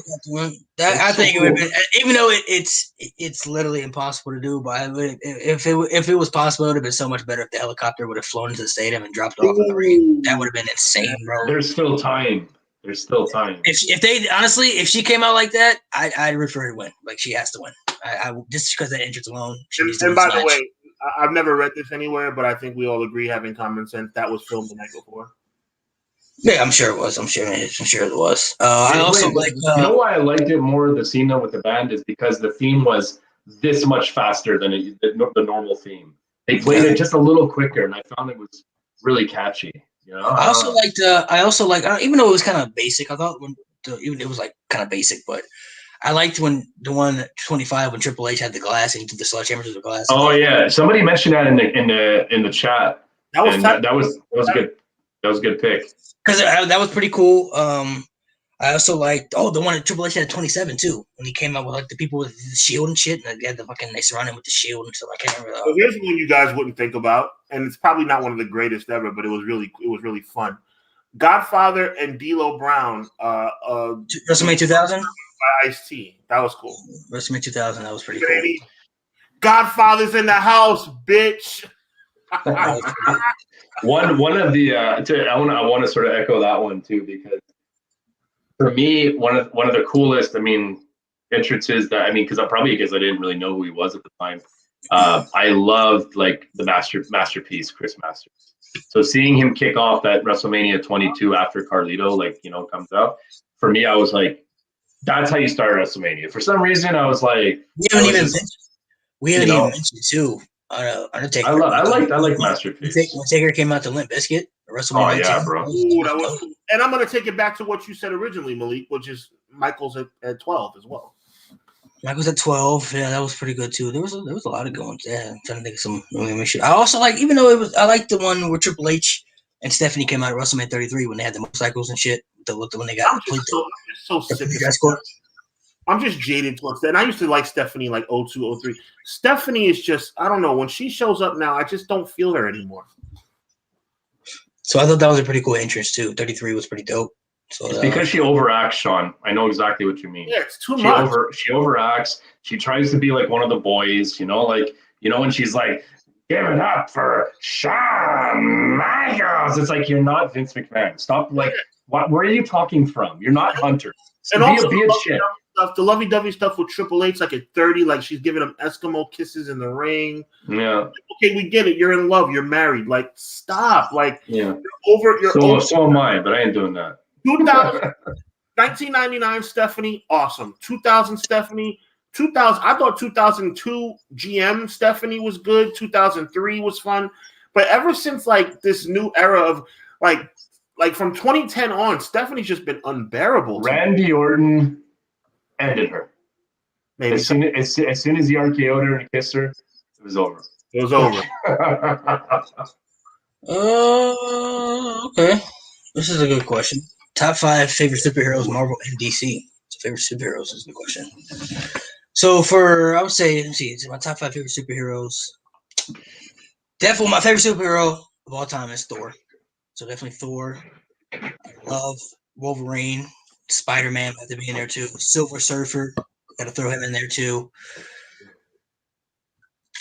For my last Marvel one, oh man, just one more, man. I'd say Black Panther. I'm gonna throw Black Panther in there. So I'm gonna say for Marvel, Thor, Wolverine, Spider-Man, Silver Surfer, and Black Panther. For DC, Superman, Flash, Aquaman. I'll say Batman. I'll throw Batman in there. And my last one. Oh gosh. My last one. I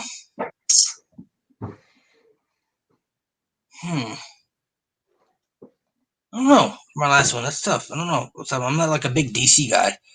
I'm more of a Marvel guy. I can tell you my so for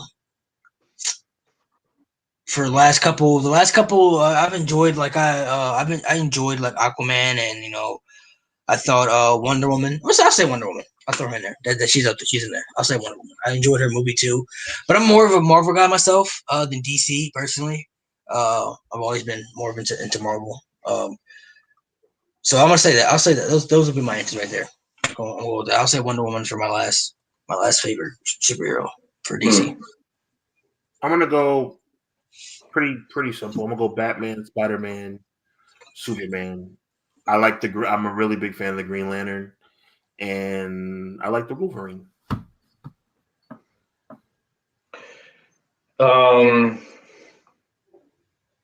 So I guess I'll start with my Marvel favorites. Wolverine for sure. Love Wolverine. Incredible Hulk. Yeah, I love those two guys. I love Nightcrawler, Colossus. So you see like a lot of X-Men characters here. And I would say the last one, I kind of want to just go with Spider-Man because I feel like Yeah, he was sick. Spider-Man was pretty awesome, so that would have to be maybe my fifth one, I think. Just thinking aloud right now, it's Magneto was pretty badass too, though. So Yeah. I feel like Magneto edges Spider-Man, but like by like an eyelash. As far as DC goes, I like Green Lantern, Batman, obviously Superman. I thought the Flash was cool as well. And I think after that, I mean, maybe Wonder Woman. I don't know. Yeah, let's go with Wonder Woman. I want to give a shout out to the Black Panther and to Thor as well. Yeah, Thor too. Where's the greatest underrated TLC match? To the question, underrated TLC match. SmackDown Fatal 4-Way. It's a good one. I'm gonna say Edge versus Undertaker. Extreme Rules 2008. I'm trying to think right now, like underrated one. Like was Luke Harper and Dolph Ziggler at TLC, or was it just a ladder match? I think that was just a ladder match. Just a ladder match, I think. Yeah, just a ladder match.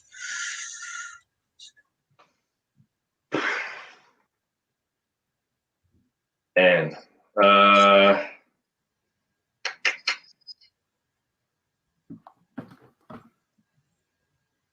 it's really hard. I just like I can tell you like my favorites. Underrated one. I have to like, maybe CM Punk versus Del Rio versus The Miz. Like that was a pretty good one. I think that was TLC 2011. Yeah. Or you know what? Even better, Christian versus Shelton Benjamin. But I think that was the ladder match, but it was at TLC. So, anyways, yeah, I'll just go with the three-way that I mentioned before. Also, he said underrated Hell in a Cell match. That's a good question too. Underrated Hell in a Cell match. I'm gonna say I got one. Okay, never mind. I'm gonna say Batista versus Triple H is underrated. I think it doesn't get talked about. I don't think it gets talked about enough as far as being one of the best Hell in a Cell matches. I'm gonna say that one. I'll go. Was that where Batista bombed him on the steel steps, or was that at WrestleMania? No. That was WrestleMania. They did that, right? Batista bombed JBL on the steps. That was SummerSlam. Right. I'm gonna go Jericho, Triple H, Judgment Day, 2002. Okay. I'm gonna go DX versus Legacy. Ooh, nice. Yeah, that was a sweet Hell in a Cell match, guys. That was really, really well done. I was super invested in it. I think that was 2009 or something like that. Favorite New Japan wrestler. Easily for me, I'll just throw mine out there. Tetsuya Naito. Been a fan of his for years. Easily my favorite New Japan. Been my favorite New Japan for years.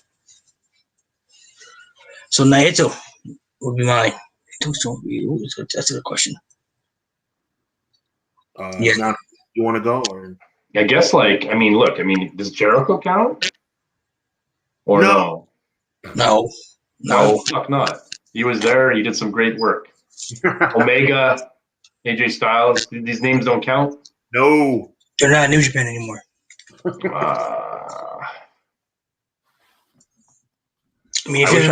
wish I watched more of it. I'd have more of an opinion. I don't really have an opinion on it. Okada, I guess, who from the work that I've seen him do, I'd say he's probably the best one, or one of the best ones. Maybe I'm wrong, but are you Sean? I'm going Will Ospreay. Ospreay, dope. That's a good pick. Will Charlotte be better than her father? No. Yeah. Never. Never. I think so. What do you mean by better? Like more championship reigns? Yes. I mean, more championship reigns, probably. She's probably and Ric Flair changed professional wrestling. She'll probably have 30 world title reigns by the time she retires. So I think we live in an age where records are being broken in wrestling. at a monumental rate. We've seen women main event WrestleMania. We've seen some black champions as of late, and I loved all of it. So I'm all for it. I do think that Charlotte will beat her father's record for world championships. That's not the question, bro. That's not the question. They're saying, will she be better overall than Ric Flair as an all-time great? When you look back, no. When we're 60 years old and we look back at professional wrestling, will Charlotte have been better historically than her father? No. The answer is no. No. I mean, There's not many people that, I mean, forget Charlotte for a minute. Like, I can't name like more than like 2 or 3 people that would be better of all time than Ric Flair. Come on, like it's impossible almost. Exactly. Yeah. And it's very rare when you have a child do better than their father. Like Randy Orton. Yeah, Randy Orton's better than Cowboy Bob, and The Rock is better than Rocky Johnson. But it don't go much further than that. Yeah, I would say I was getting ready to say the same thing. So I mean, it's pretty. Ted DiBiase Jr. Come on, guys. You can make a case too that I would say Bray Wyatt is better than his dad too. IRS. Oh, that's a good one. That's a good one. What about Cody Rhodes? And Dusty? Dusty. It's getting closer. He's getting there. He's getting there, bro. It's getting closer. Yes. I don't know, man. I don't know. I would say him over Goldust, but man, Dusty though. It's tough. That's tough, man. That's a good one too. It's getting closer. He's changing the game too, bro. In his own way, he's changing the game. You could say also, Brett better than Stu. I mean, there's a lot of Brett's better than Stu. Owen was better than Stu also. Yeah, so I mean, there's some out there, there's some out there, but I mean, it's very rare. Like I said, you look at legendary. I think maybe besides Orton and Rock, both their dads are in the Hall of Fame.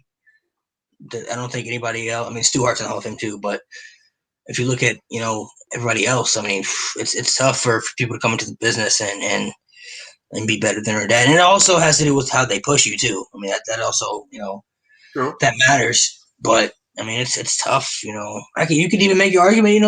The Roman's probably better than his dad too, than the Wild Samoans. I mean, he's for sure going to be there when he retires. So I mean, he's already pushed hard. So I mean, it's tough though, man. It's tough to surpass different characters, but yeah, Wild Samoans had to get their stature with barely talking. It seemed, they were just an entity.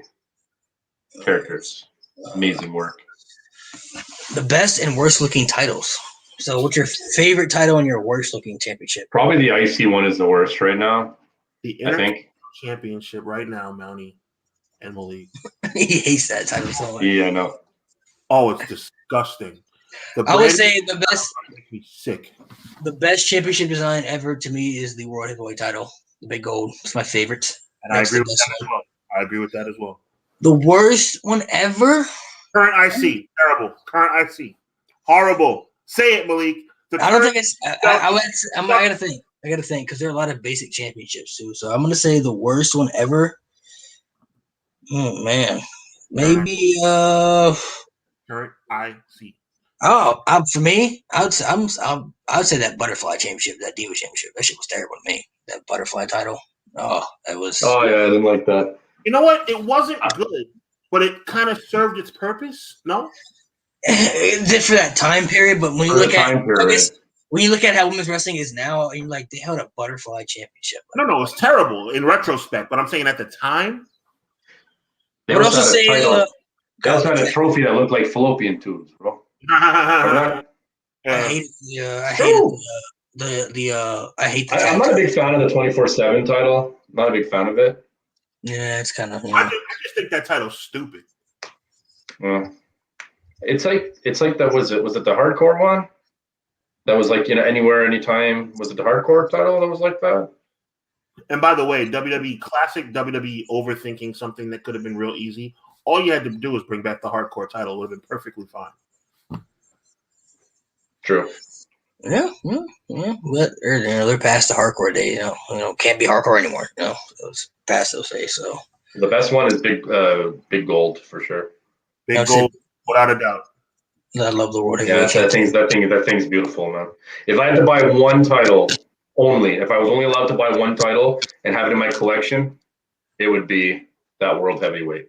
I think the big gold belt, 100%. I think I've told you guys before, the big gold belt in the 1985, 1990, somewhere in whatever that range was, tag team titles for WWE were perfect for any waist. Like that's those are beautiful. perfectly formulated belt. All right, this one right here. If you had to pick between two in their primes, Eddie or Chris Benoit, who you like more? In their prime, probably Eddie by a hair. What are we basing this on? In ring? I mean, everything, I guess. Everything. Eddie Guerrero always had the better character, 100%. Benoit was sick, bell to bell, and intensity wise and stuff. You know, Yeah. like he was good. Eddie was great in the ring too, though. He had a lot of charisma. bro, you know? I would say Eddie Guerrero. He had arguably like top 10 or top 20 for sure, best charisma in the game ever. I would say overall package. Who am I taking? Just based on pure ability and whatnot, Eddie Guerrero, 100%. However, I will say this: back in the early-ish WCW days with NWO and stuff, if you would have asked me then, I probably would have picked Benoit at that point. Interesting enough, but it's because they never showcased Eddie Guerrero's charisma. They saw some stupid shit there that he did, and he didn't do much is what I mean in WCW, because they didn't really give him that opportunity. The only thing I remember him doing is putting hot coffee on himself. That's it. What is your favorite tag team rivalry of all time? Tag team rivalry. That's a good question. Your favorite tag team rivalry. I would say I would probably say the Hardys and Dudleys and Edge and Christian. I mean, their feud that really helped tag team wrestling out a lot, especially for the future at the time. I mean,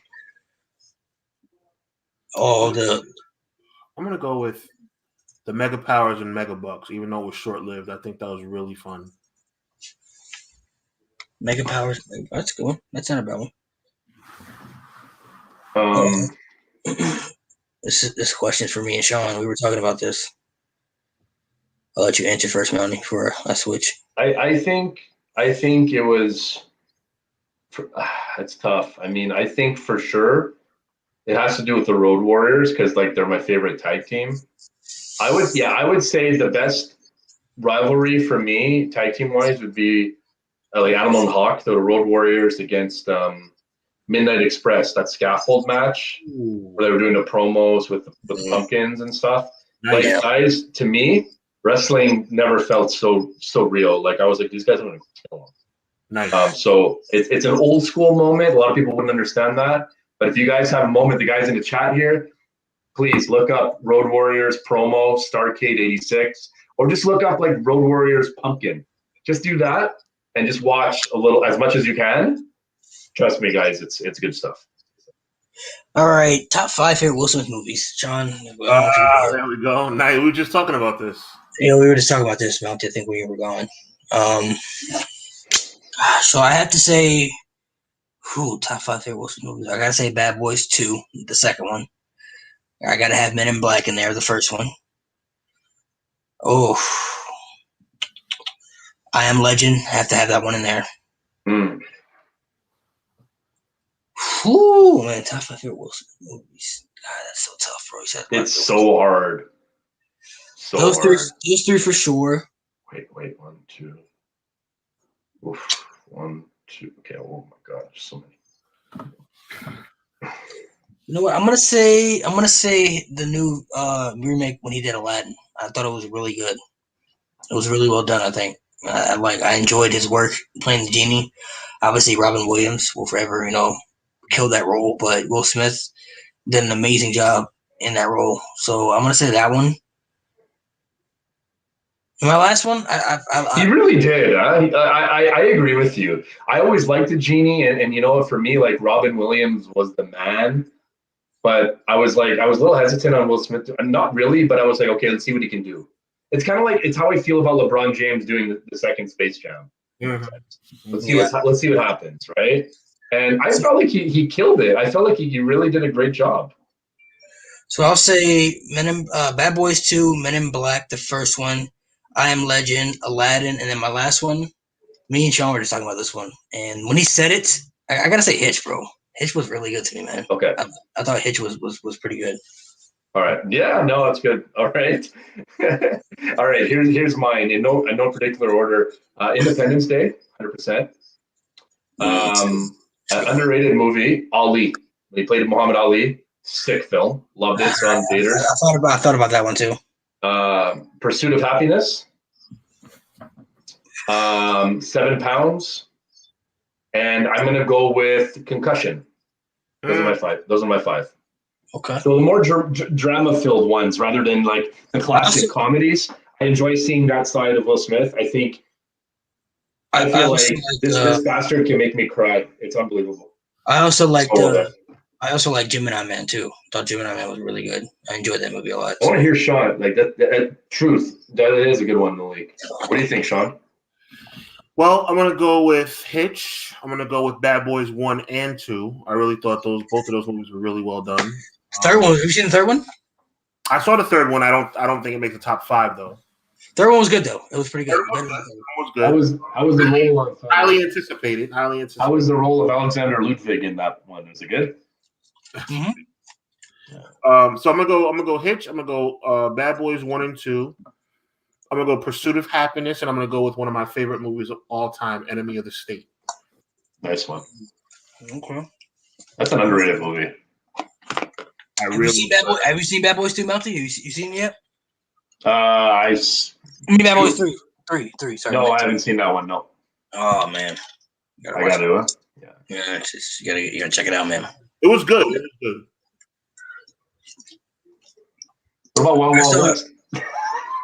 Oh, I can't believe he turned down Matrix to do that. That's probably one of the worst things they were in this career. It's crazy. Of course, nobody knew it. I mean, you never really know what movie's going to be at that time, but looking at it now, it's like, oh, yeah, he should have did Matrix. You know what I mean? Like, he should have took that one. That one, definitely. That was his Bret Hart going to WCW moment. Do you think they could have booked better opponents for Undertaker at WrestleMania?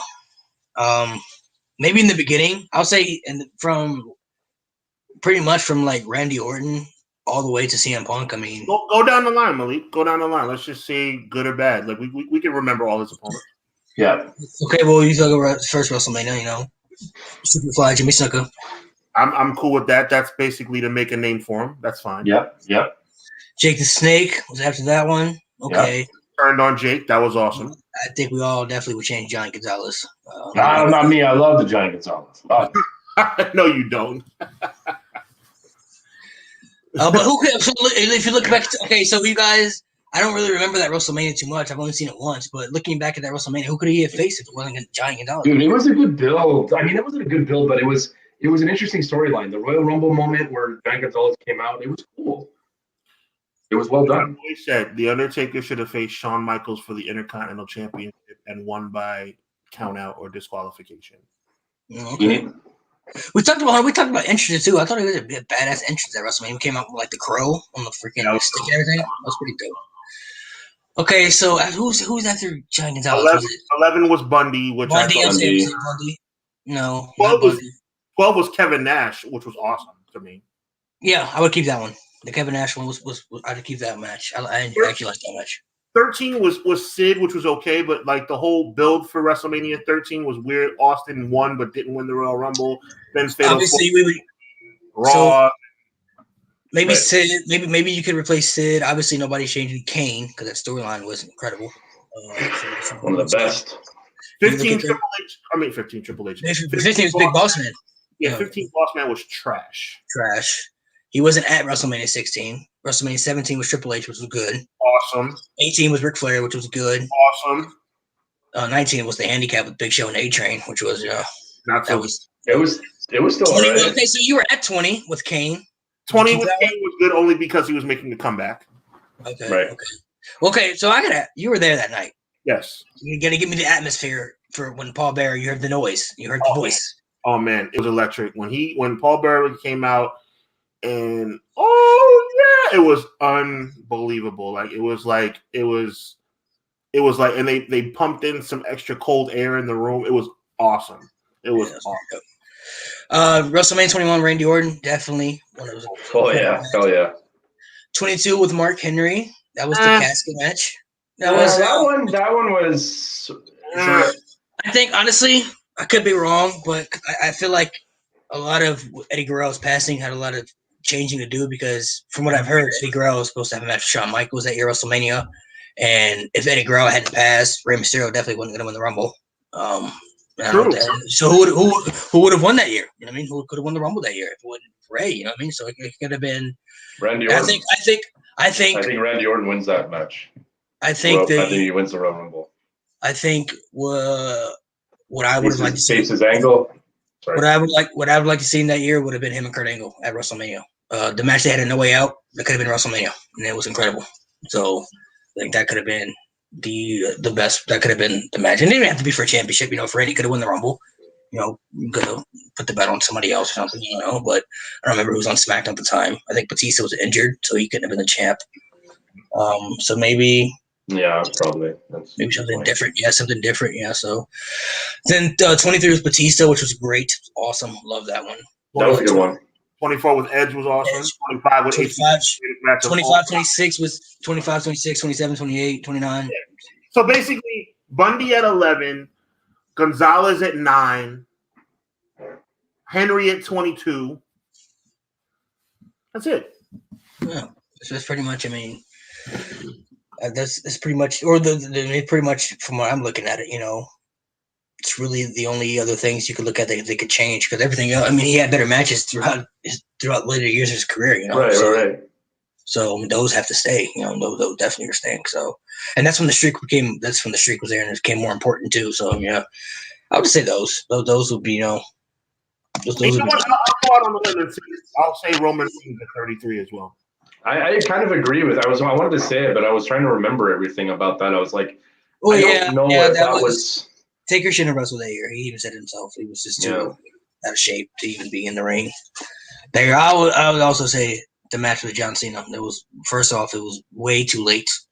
You look at it, maybe he could have fought John Cena that year. I don't know. He could have. I mean, if he's going to face John Cena at WrestleMania, it should have been for the streak. Yeah, it would have been so much bigger for everything and the prime of their careers.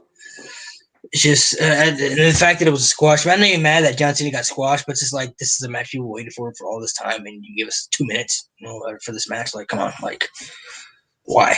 You know what I mean? Like, but if you even, I guess you need to look back for all those years. I mean, when can Cena really have faced him? Because all those matches we would have kept anyway. So when could he really have faced? You know, maybe WrestleMania 29. That was the only one I can think of, but. If it wasn't going to be 29, you wouldn't have changed, you know, the 4 years segment with Shawn Michaels and Triple H. You wouldn't have got rid of Edge or you know, Batista either. So this one right here, most underrated rivalry in WWE. And do you think Ricochet should join the Hurt Business? He should have. Yeah, think it's supposed to join? I think he lost his window, I think Ricochet is going nowhere fast. So what is the most underrated rivalry right now? You think underrated rivalry? I don't know if there's an underrated one. I would say right now, for me, I really, really, really am digging the Fiend and Randy Orton feud. I'm loving everything about this. That's not really underrated though. Yeah, that's not underrated, but I'll just say there's not really. I don't say there's a really underrated one. You know, that I can think of. I like Ziggler and Brood versus the Street Profits. Yeah, me too. I like that pick. Yeah, that's a good one. I was gonna say Shane Land. I'm kidding.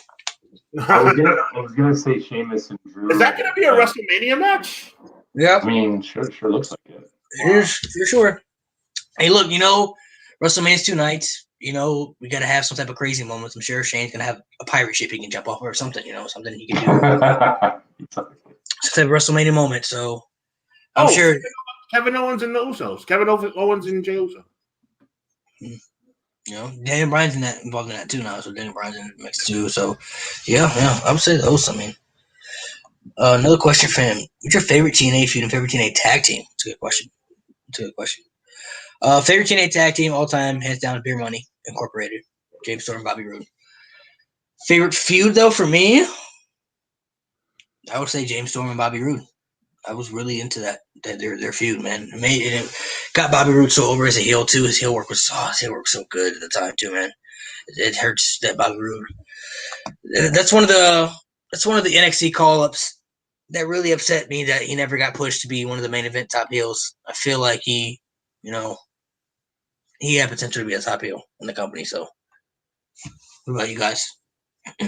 I think for me, Samoa Joe and AJ Styles. LAX for you, Sean. Thank you. Yes. Samoa Joe, I think AJ Styles was a sick feud. Yeah. And as far as favorite tag team, I would have to say the Wolves. I've always liked them. Always liked them. That's a sick tag team. They were awesome. I see what Eddie Edwards has become. I'm like, fuck. I'm digging it, but I'm not at the same time. I want them to reunite. I feel like there's still time for those guys.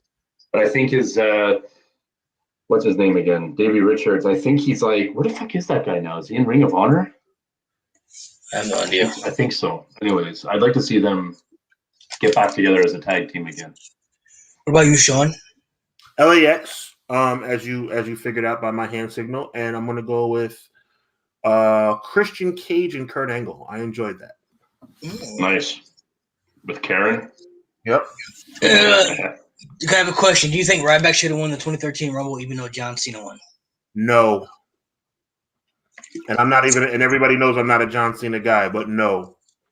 Yeah, because if Ryback won, he would face The Rock. So yeah. No. Yeah, no. I say no also. Yeah. Do you think Abyss was better than Kane? I say no. For me, no.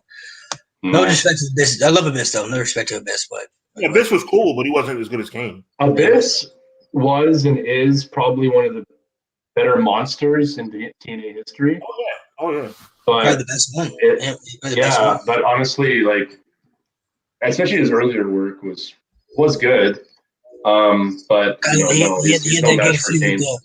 had that good feud with the guy who used to have the white eyes, Judas Messiah. Yeah. The guy used to have the white eyes. Abyss's best work doesn't. At the end of the day, Abyss's best work and Kane's best work don't match up. Sorry, it's too comparable. And so how do you guys feel about? You remember the rumors they were talking about where WWE wanted to sign Abyss to have him face Undertaker at WrestleMania 22. That was one of the match. That was supposed to be the match, but Abyss turned it down to stay in TNA. So I didn't think that would have turned out. That could have been Taker's opponent right there, Abyss. And I think that would have been good too. Yeah.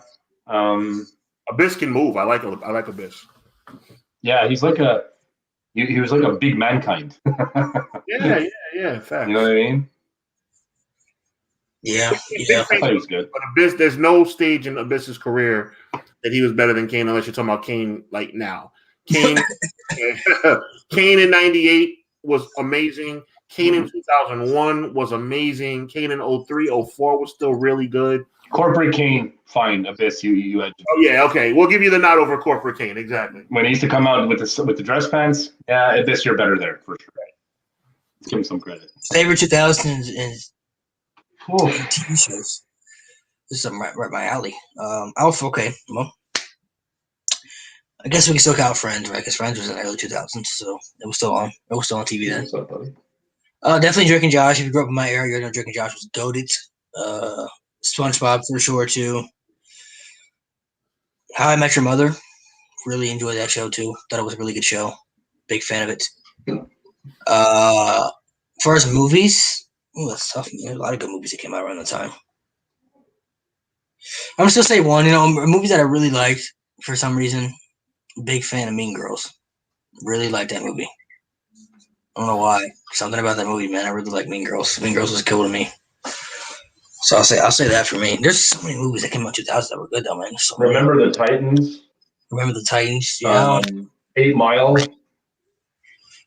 Oh, 8 Mile was really good. Get Rich Die Trying too. Oh, Get Rich Die Trying was really good too. Oh yeah. Love and Basketball. Oh. Yeah. Who was it on your wall the other day saying that wasn't a good movie? I'm like, oh man, you're so wrong. It's insane. I'm all for opinions, but sometimes, guys, that's like saying maybe not a good comparison, but that's like saying Titanic was a bad movie. Like, come on, man, again, I'll go back to Pursuit of Happiness. Great flick. I forget when that came out though. Hitch was in 2000. Yeah, so those are going. Yeah. Signs, underrated sort of suspense horror movie. I kind of like that one. Okay. Rock and Rolla. There was a bunch, man. Shows. Fuck. I was a big OC guy. I'm gonna say I don't know if that's more like mid 2000. I liked OC. I liked One Tree Hill. What else did I like? OC. OC was okay. I like. Was Breaking Bad around that time too? I think it was a little. I think it was like 2006, 7, 8, something like that. I forget. This is a question since you guys kept talking about it. Somebody asked it. Did you hate the Authority? No. I think I always like an authority figure in WWE. I like it when the McMahons are involved. I like it when Hunter's involved. Like I find it more interesting sometimes. I hated it because they didn't lose enough. A good heel knows how to be overtaken by the face every once in a while. Agreed. Authority only lost at Survivor Series 2014, and it was reversed 3 weeks later. Yeah. Well, I didn't hate the Authority. Well, Daniel Bryan kind of got the last laugh on them too. Yes, he did. But that was well done. Yeah. But that took a long time, bro. Took a long time. And then Randy Orton, when he got out of the Authority, he had some good stuff with Seth, and Orton beat Seth. So I don't know if that counts. It should count. It counts. I mean, but then Rollins gets the title the same night. I just don't remember Vince having the upper hand on Stone Cold. The Authority had the upper hand 80% of the time. I think that's a fair number. Austin McMahon maybe was 60-40.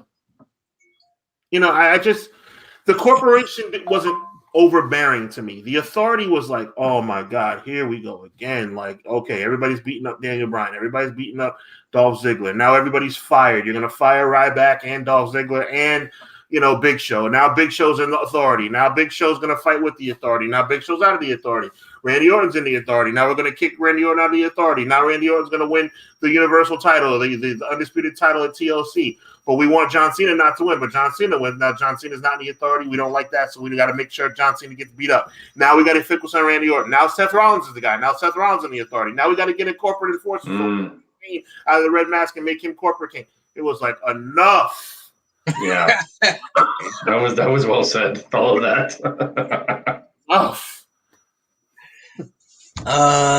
Oh man, this question right here. Ooh, I disagree. Do you think Damian Priest could beat Roman or Bobby? No.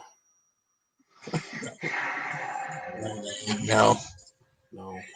He's probably not going to do much after WrestleMania once he has his tag match. After that, I think eventually he could beat Bobby Lashley or something. Yes. Beating Roman, it'd have to be years down the road. Years. You have to see where Damian Priest is at, but I don't think he's getting pushed at all. So Damian Priest is going to be that guy that's going to beat Drew Gulak and shit like that. You know what I mean? Right. You think Big E going to beat Roman Reigns for the title next year at WrestleMania? I think he could, but I don't think that's going to be the match. Just say another thing. You have to see where Big E's at. You have to see where he's at by then. I think he could, but I don't think that'll be the match. I don't think in order for Big E to get the title shot, he'd have to win the Royal Rumble. I don't see Big E winning the Royal Rumble next year. I think he could win the Chamber. Yeah, true. Anything. But my point is, see him winning the Chamber. I don't like his brother being the main event of WrestleMania next year. I think Big E's time is very soon. I think by the time we get to 39 or 40, he might be there, but I don't think by 12 months from now, Big E will be the main event of WrestleMania. I don't see that. He could. Here's the thing. We talked about Drew McIntyre and potentially winning against Bobby Lashley. Let's be honest. In my opinion, you could still give Lashley that WrestleMania moment, and have him retain, but somehow Drew he's in the picture, he's heel, and then he wins against Lashley. And then you can build up a Big E to dethrone a heel Drew McIntyre. I do believe that that's possible. Mm. So I'm not going to say that he goes after Roman Reigns. I think he goes after I think he goes after whoever is on Raw, really, personally. I think he moves. Well, right now he's on what? Is he on Raw? I forget. Oh, Big E's on SmackDown. Right. So I think somehow there's a flip and there's a change, and you know how it goes. It's WrestleMania season. So yeah. All right, few more. I'll take 3 more questions, guys. So Three more. Drop the 3 best questions you got, and I'll answer 3 questions, and then we will sign off. I saw a good one. It said, "What do you miss when you were a kid?" Why don't we answer that one? That one was good. So 3 more, but let's answer that one real quick. How about that? What did you I don't know miss? where it was. It was up a little bit. What did you miss when you were a kid? What I miss? Not paying bills. So yeah, that'd be it. I miss. Mine is along the same lines. I miss not having to work. I miss what I didn't think I would miss, which is simply my only responsibility was to go to school. I miss that. I miss school. I miss playing, going outside, and I miss friends hooping. I miss summer vacation. I can't relate to that. That shit was the bomb, bro. Like that day when last day of school, and you have like you're young enough that you don't have to get a job, but you're old enough to sort of try to enjoy it. Like that little sweet spot between like 13 or 14, stuff like that. That was fun. I miss the idea of not having to worry about like anything social except like kissing a girl was the most important thing on my agenda. I love that. I totally agree. That was the only level of stress that I had to deal with. Like, I was like, how come I haven't done it? Or whatever. Not even that. It's not even that. It's how many girls you can get to like you. Like how many right. True. It was So I miss those days. I miss middle school too, man. Middle school, so much fun in middle school, bro. I had the best time ever in middle school. Best time of my life. So I definitely miss middle school a lot. From being a kid, like a real like young kid, I don't know, man. I just miss that innocence that, like Sean said, just having that mindset where you didn't have those doubts or mental challenges or anxieties, any of that sort of stuff. Like you just no matter what the hell happened the night before, no matter if you got like 2 hours of sleep or 15, you felt the exact same way. Yeah. Like in my opinion, that's how I felt, at least, I didn't have any insecurities. I had no beef with any of my family members. You know what I'm saying? Like it was all good. I would gladly, and I think it's along the same lines of what you're saying. I would gladly trade my grown man problems for my kid problems. Oh yeah, well said. I would make that trade any day of the week. What was it? I would trade my grown man problems for my kid problems. Oh, 100%. Who wouldn't? I got a question. Do you think EC3 should have been a main eventer in WWE and favorite NXT feud? Not a main eventer, but he should have been better than what he was. Yeah. I think he definitely could have been a main eventer in NXT. Yes. And a successful champion. Mm-hmm. I don't know if they would have treated him that same way on the roster, even though the motherfucker has it, guys. He does. He's great.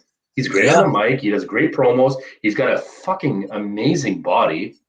Like, dude, he's got the it factor, bro. He has that, like, and his gimmick is pretty sweet. It is. It's interesting. Like, he's got the gift of gab where he talks, and I want to listen. And the only one, like, there's a few guys that obviously have that right now. A couple that come to mind: Velveteen Dream. Like, as far as like promo work and stuff, and captivating the audience and stuff. Like, Dream has it. EC3, Jericho, obviously. Roman to an extent. I mean, right now Roman has it, not before. But either way, like, and it's kind of few and far between. And EC3 was able to build his brand all the time when he was kicked down. Fucking, shitty run in WWE first time. And then, he recreates himself, has like very successful career in Impact Wrestling. Still goes down as one of the tops, in my opinion. Top 10, maybe. You could argue. Impact. Yeah, absolutely. And then so he makes himself so good that I get excited seeing him on NXT TakeOver, seeing him in that burgundy suit. Like, dude, he looked like money, and I was like so excited. And I felt like they debuted him wrong. Putting him in that NXT North American title ladder match was not a good move for him. Mm-hmm. I don't know. I don't remember if that was his debut. I felt like it was. I could be wrong. That was his TakeOver debut. It was, yeah, exactly. But like, how do you start the guy in a TakeOver debut and not give it to him? I understand. I think Velveteen Dream won it. I think. I don't remember now. Yes, he did. He did, and let's be honest, that was well deserved at the time. But like, you're telling me, like, you should have had him in a one-on-one match that he just would win. That's it. Simple as that. And then you could have built on that. Instead, you have his TakeOver debut and he didn't do that bad in the match itself, but like, that's not his style. It's not his style. So like, you kind of just threw him in there, and that was just like the trend for the remainder of his NXT and WWE career. And I was like, I was expecting more.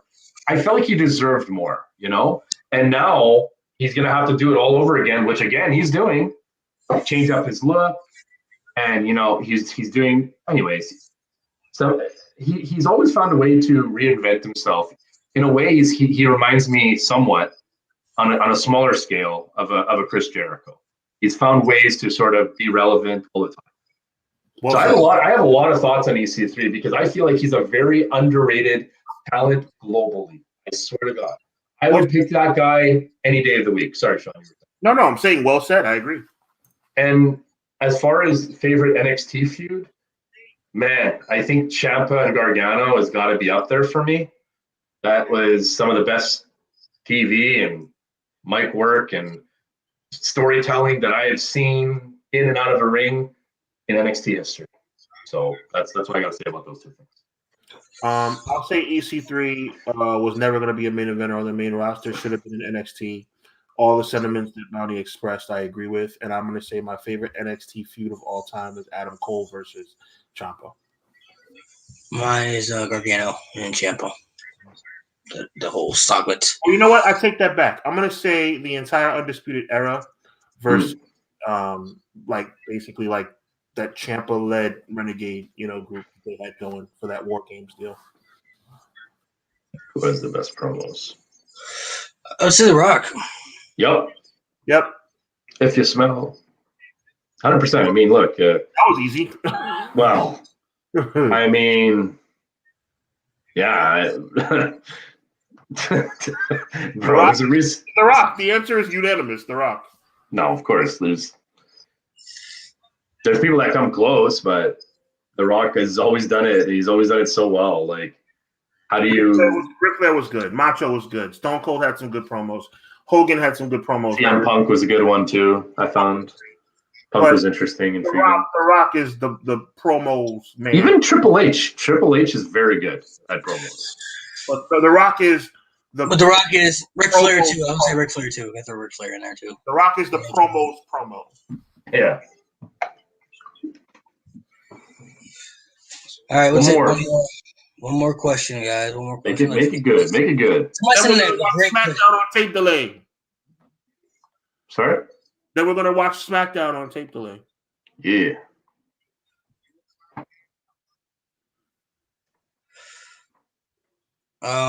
Somebody sent in a great question, bro.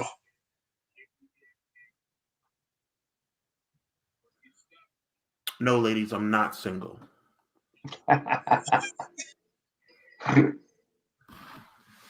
All this chocolate is delegated to one woman. Sorry about that. It is what it is. She's in the room, ain't she? No, she's not here. I know. I'm just joking. I know.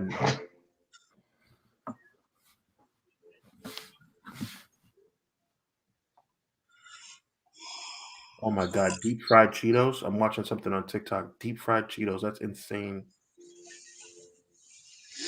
That is like a walking heart attack. Deep fried Cheetos. Oh my God. Literally putting Cheetos in some grease. That is insane. Talk about deep fried Cheetos and deep fried Cheetos. Jesus Christ. Like, how much more cholesterol can you stuff into one meal? Yeah, everything's good. Everything's good. Everything's good. Everything's good, y'all. I just got. I'm distracted right now. I got distracted. Come on, man. Tell your ladies to hit you after the show is over, man. Yeah, hit me into the show. Show's almost over, ladies. He'll be with you in about. Let's say this one. Or this one right here. SmackDown versus Raw. Overall, I'll say SmackDown for me. I was always SmackDown guy. In 2020, in 2021? I'm saying overall. Oh, historically, I'll go with Raw. Historically, I was always more of a. Yeah, me too. Raw. I was always more of a SmackDown guy, especially growing up with the Rules of Aggression era. I thought SmackDown was cool. Absolutely. But historically, I'll give Raw the nod. Historically. What do you think about the Wednesday Night Wars ending? So there have been rumors that NXT is going to move into Tuesdays soon. So what do you guys think about that? That's a good question. I'm glad you brought that up because I saw that in the chat and I was like, "Ooh, that's a good one to speak on." I think it's just good for everybody. I think it's good for NXT. I think it's good for AEW. I mean, the idea of having me choose is, if you want to make me choose between the two, AEW, put your shit on Monday night. That's all I gotta say. Put it on Monday or Friday night, but don't put it on NXT. NXT is the brand that I really enjoy watching. And truth be told, you're kind of going up a tough customer, in my opinion. I think if you would have somehow found a way to put yourself up against WWE, and not just NXT, I mean like Raw or SmackDown, especially Raw, I think you would have maybe had a little bit of a better success there. But maybe it was just not available, or you couldn't do it, or whatever. I don't know all the details, but I would have liked to have seen that more, and I think I would have been more active in watching AEW over Raw than AEW over NXT. And the reality is, gentlemen, all I ended up doing was recording both of them on Wednesday nights because it's just not a good night for me. It's just not a good night. Monday is a good night for me to watch wrestling. Tuesday and Friday is 50-50, depends. So that's all. Give me NXT or AEW, whatever one. Give me wrestling on Saturday night. Give me wrestling on Saturday night. Give me professional wrestling on a Saturday night, and I'm a happy guy. Yeah, I don't know. I don't think the war was really fair enough to. I don't think it was really fair enough for NXT because some people really don't watch NXT, even though it's crazy. But before NXT was on USA, it was on the network, and some people, don't have the network or just wasn't too familiar with it. And with AEW being such a hot brand, at the time, some people, were looking for something new out of wrestling. I don't know if it was really, wasn't a fair match. Maybe if AEW went up against Monday Night Raw, that's different because a lot of people watch Raw, so that's a different competition right there. But I have no issue with it. I mean, if AEW wants to stay on Wednesdays and NXT wants to move to Tuesdays, sure. I mean, why not? Like, I don't have any issue with it whatsoever. I mean, I'm cool with that. I like both brands, I'm really a big fan of NXT. I'm a big fan of AEW too. I keep up with both stuff. So maybe NXT going to Tuesdays could be better for them, Maybe it could be better for. Well, I think Impact is on Tuesdays, right? Yeah, but I think Impact's on Thursdays, I think. Is it on Thursdays now? Okay. So what the hell? It's something on Tuesday. What is it? Fucking Ring of Honor or some bullshit like that? You got a wrestling show every day, guys. You got Raw on Mondays, NXT Tuesdays, AEW Wednesdays, Impact Thursdays, Friday Night SmackDown. So you got something every day out of the week. There you go. Yeah, if I was single, I'd be doing that, but it's not realistic. I love wrestling, but I don't have the bandwidth for all that. Are you fucking crazy? No, I'm not gonna watch it. No, not you, but I mean in general. Like these people that come on, these people that watch all. Impact's on Tuesday. I love you guys. Somebody said Impact's on Tuesday, so yeah, Impact's on Tuesday. Like, you can't do that and, you know, be married, have a family, have kids. It's very challenging. I'm just saying, bro. Like, somebody said if you're single and you have nothing and you have the perfect work schedule and that's your thing, you go home and you watch wrestling, 100%. You the man, you the woman, do your fucking thing. Love it. But, you know, once things happen in your personal life, it is virtually impossible to do that unless you are actually in a relationship with somebody that watches wrestling. Right. I mean, I have a kid. There's no way I can watch wrestling every single day. Right. Yeah, so somebody said Impact's on Tuesday. So Impact's on Tuesday, so yeah, Impact. So I don't think I have to worry about Impact ratings though. I say put AEW on at 6:05 on TBS like back in the day. So yeah. Maybe Saturday we'll see. Afternoon. Maple Leaf Wrestling. There you go. All right. Narcolepsy All Click. right, we're done. You know, I love you guys. Appreciate you all. Narcolepsy Click. We strong. Make sure you guys go follow Mountie. Go follow Sean like always, man. It's always fun being here. We'll be back next week with another podcast. Yes, sir. Soon for you guys. So you guys stay tuned. You guys all be safe. And it's a pleasure, fellas. It's a pleasure, man. Thanks for having us as always, bro. Narcolepsy Click. Appreciate you guys, man. Love all my fans. Love all you guys. I don't know what you did there. Right here. This is the click. This is what we so you got two up here. And then you got that. Okay, so you kind of threw a little bit of Mountie in there. I like that. Let's throw it together. Yeah, of course I'm going to be in. You're stealing my shit. You're stealing my stuff. Click. What's the six-pack then? Six-pack is could just be this, I guess. Six-pack. Teddy Long. This six-pack. Hey, that's John Cena, baby. Come on now. Throw it up. Anything. Throw it up. John Cena, baby. He just threw it up. John, you've seen it on live. You've seen it. You've seen it. He threw it up. He's a fan. He's a fan. He's been a fan all along. I made a big mistake. He's been a fan all along. He's been a hypocrite. He's been a fan all along. He just threw it up. You guys seen it. I made a big mistake. You did not. You didn't make a mistake. You seen it all. You all seen it. You want to do this one? Which one's better? You want to do this one? This one was better. This one was better. You seen it. You seen it though, Mountie. He threw it up. He did throw it up. You seen it. He did. I said he was just like, he was all about it. How about that? We do both. We put them together. Should I just go all the way? Both. It's kind of like Malik. This is like best of both worlds, brother. That's a six-pack fucking. I'm gonna take it a step further and put 3 cliche words on my chest that people should live by. I'm gonna put like faith, belief, and trust on my team. Faith, belief, and trust. Hey, if you get big enough, you can make some merch like that, bro. Faith, belief, and trust. Faith, belief, and trust. It's positive energy for the fans. So, positive energy for the fans. So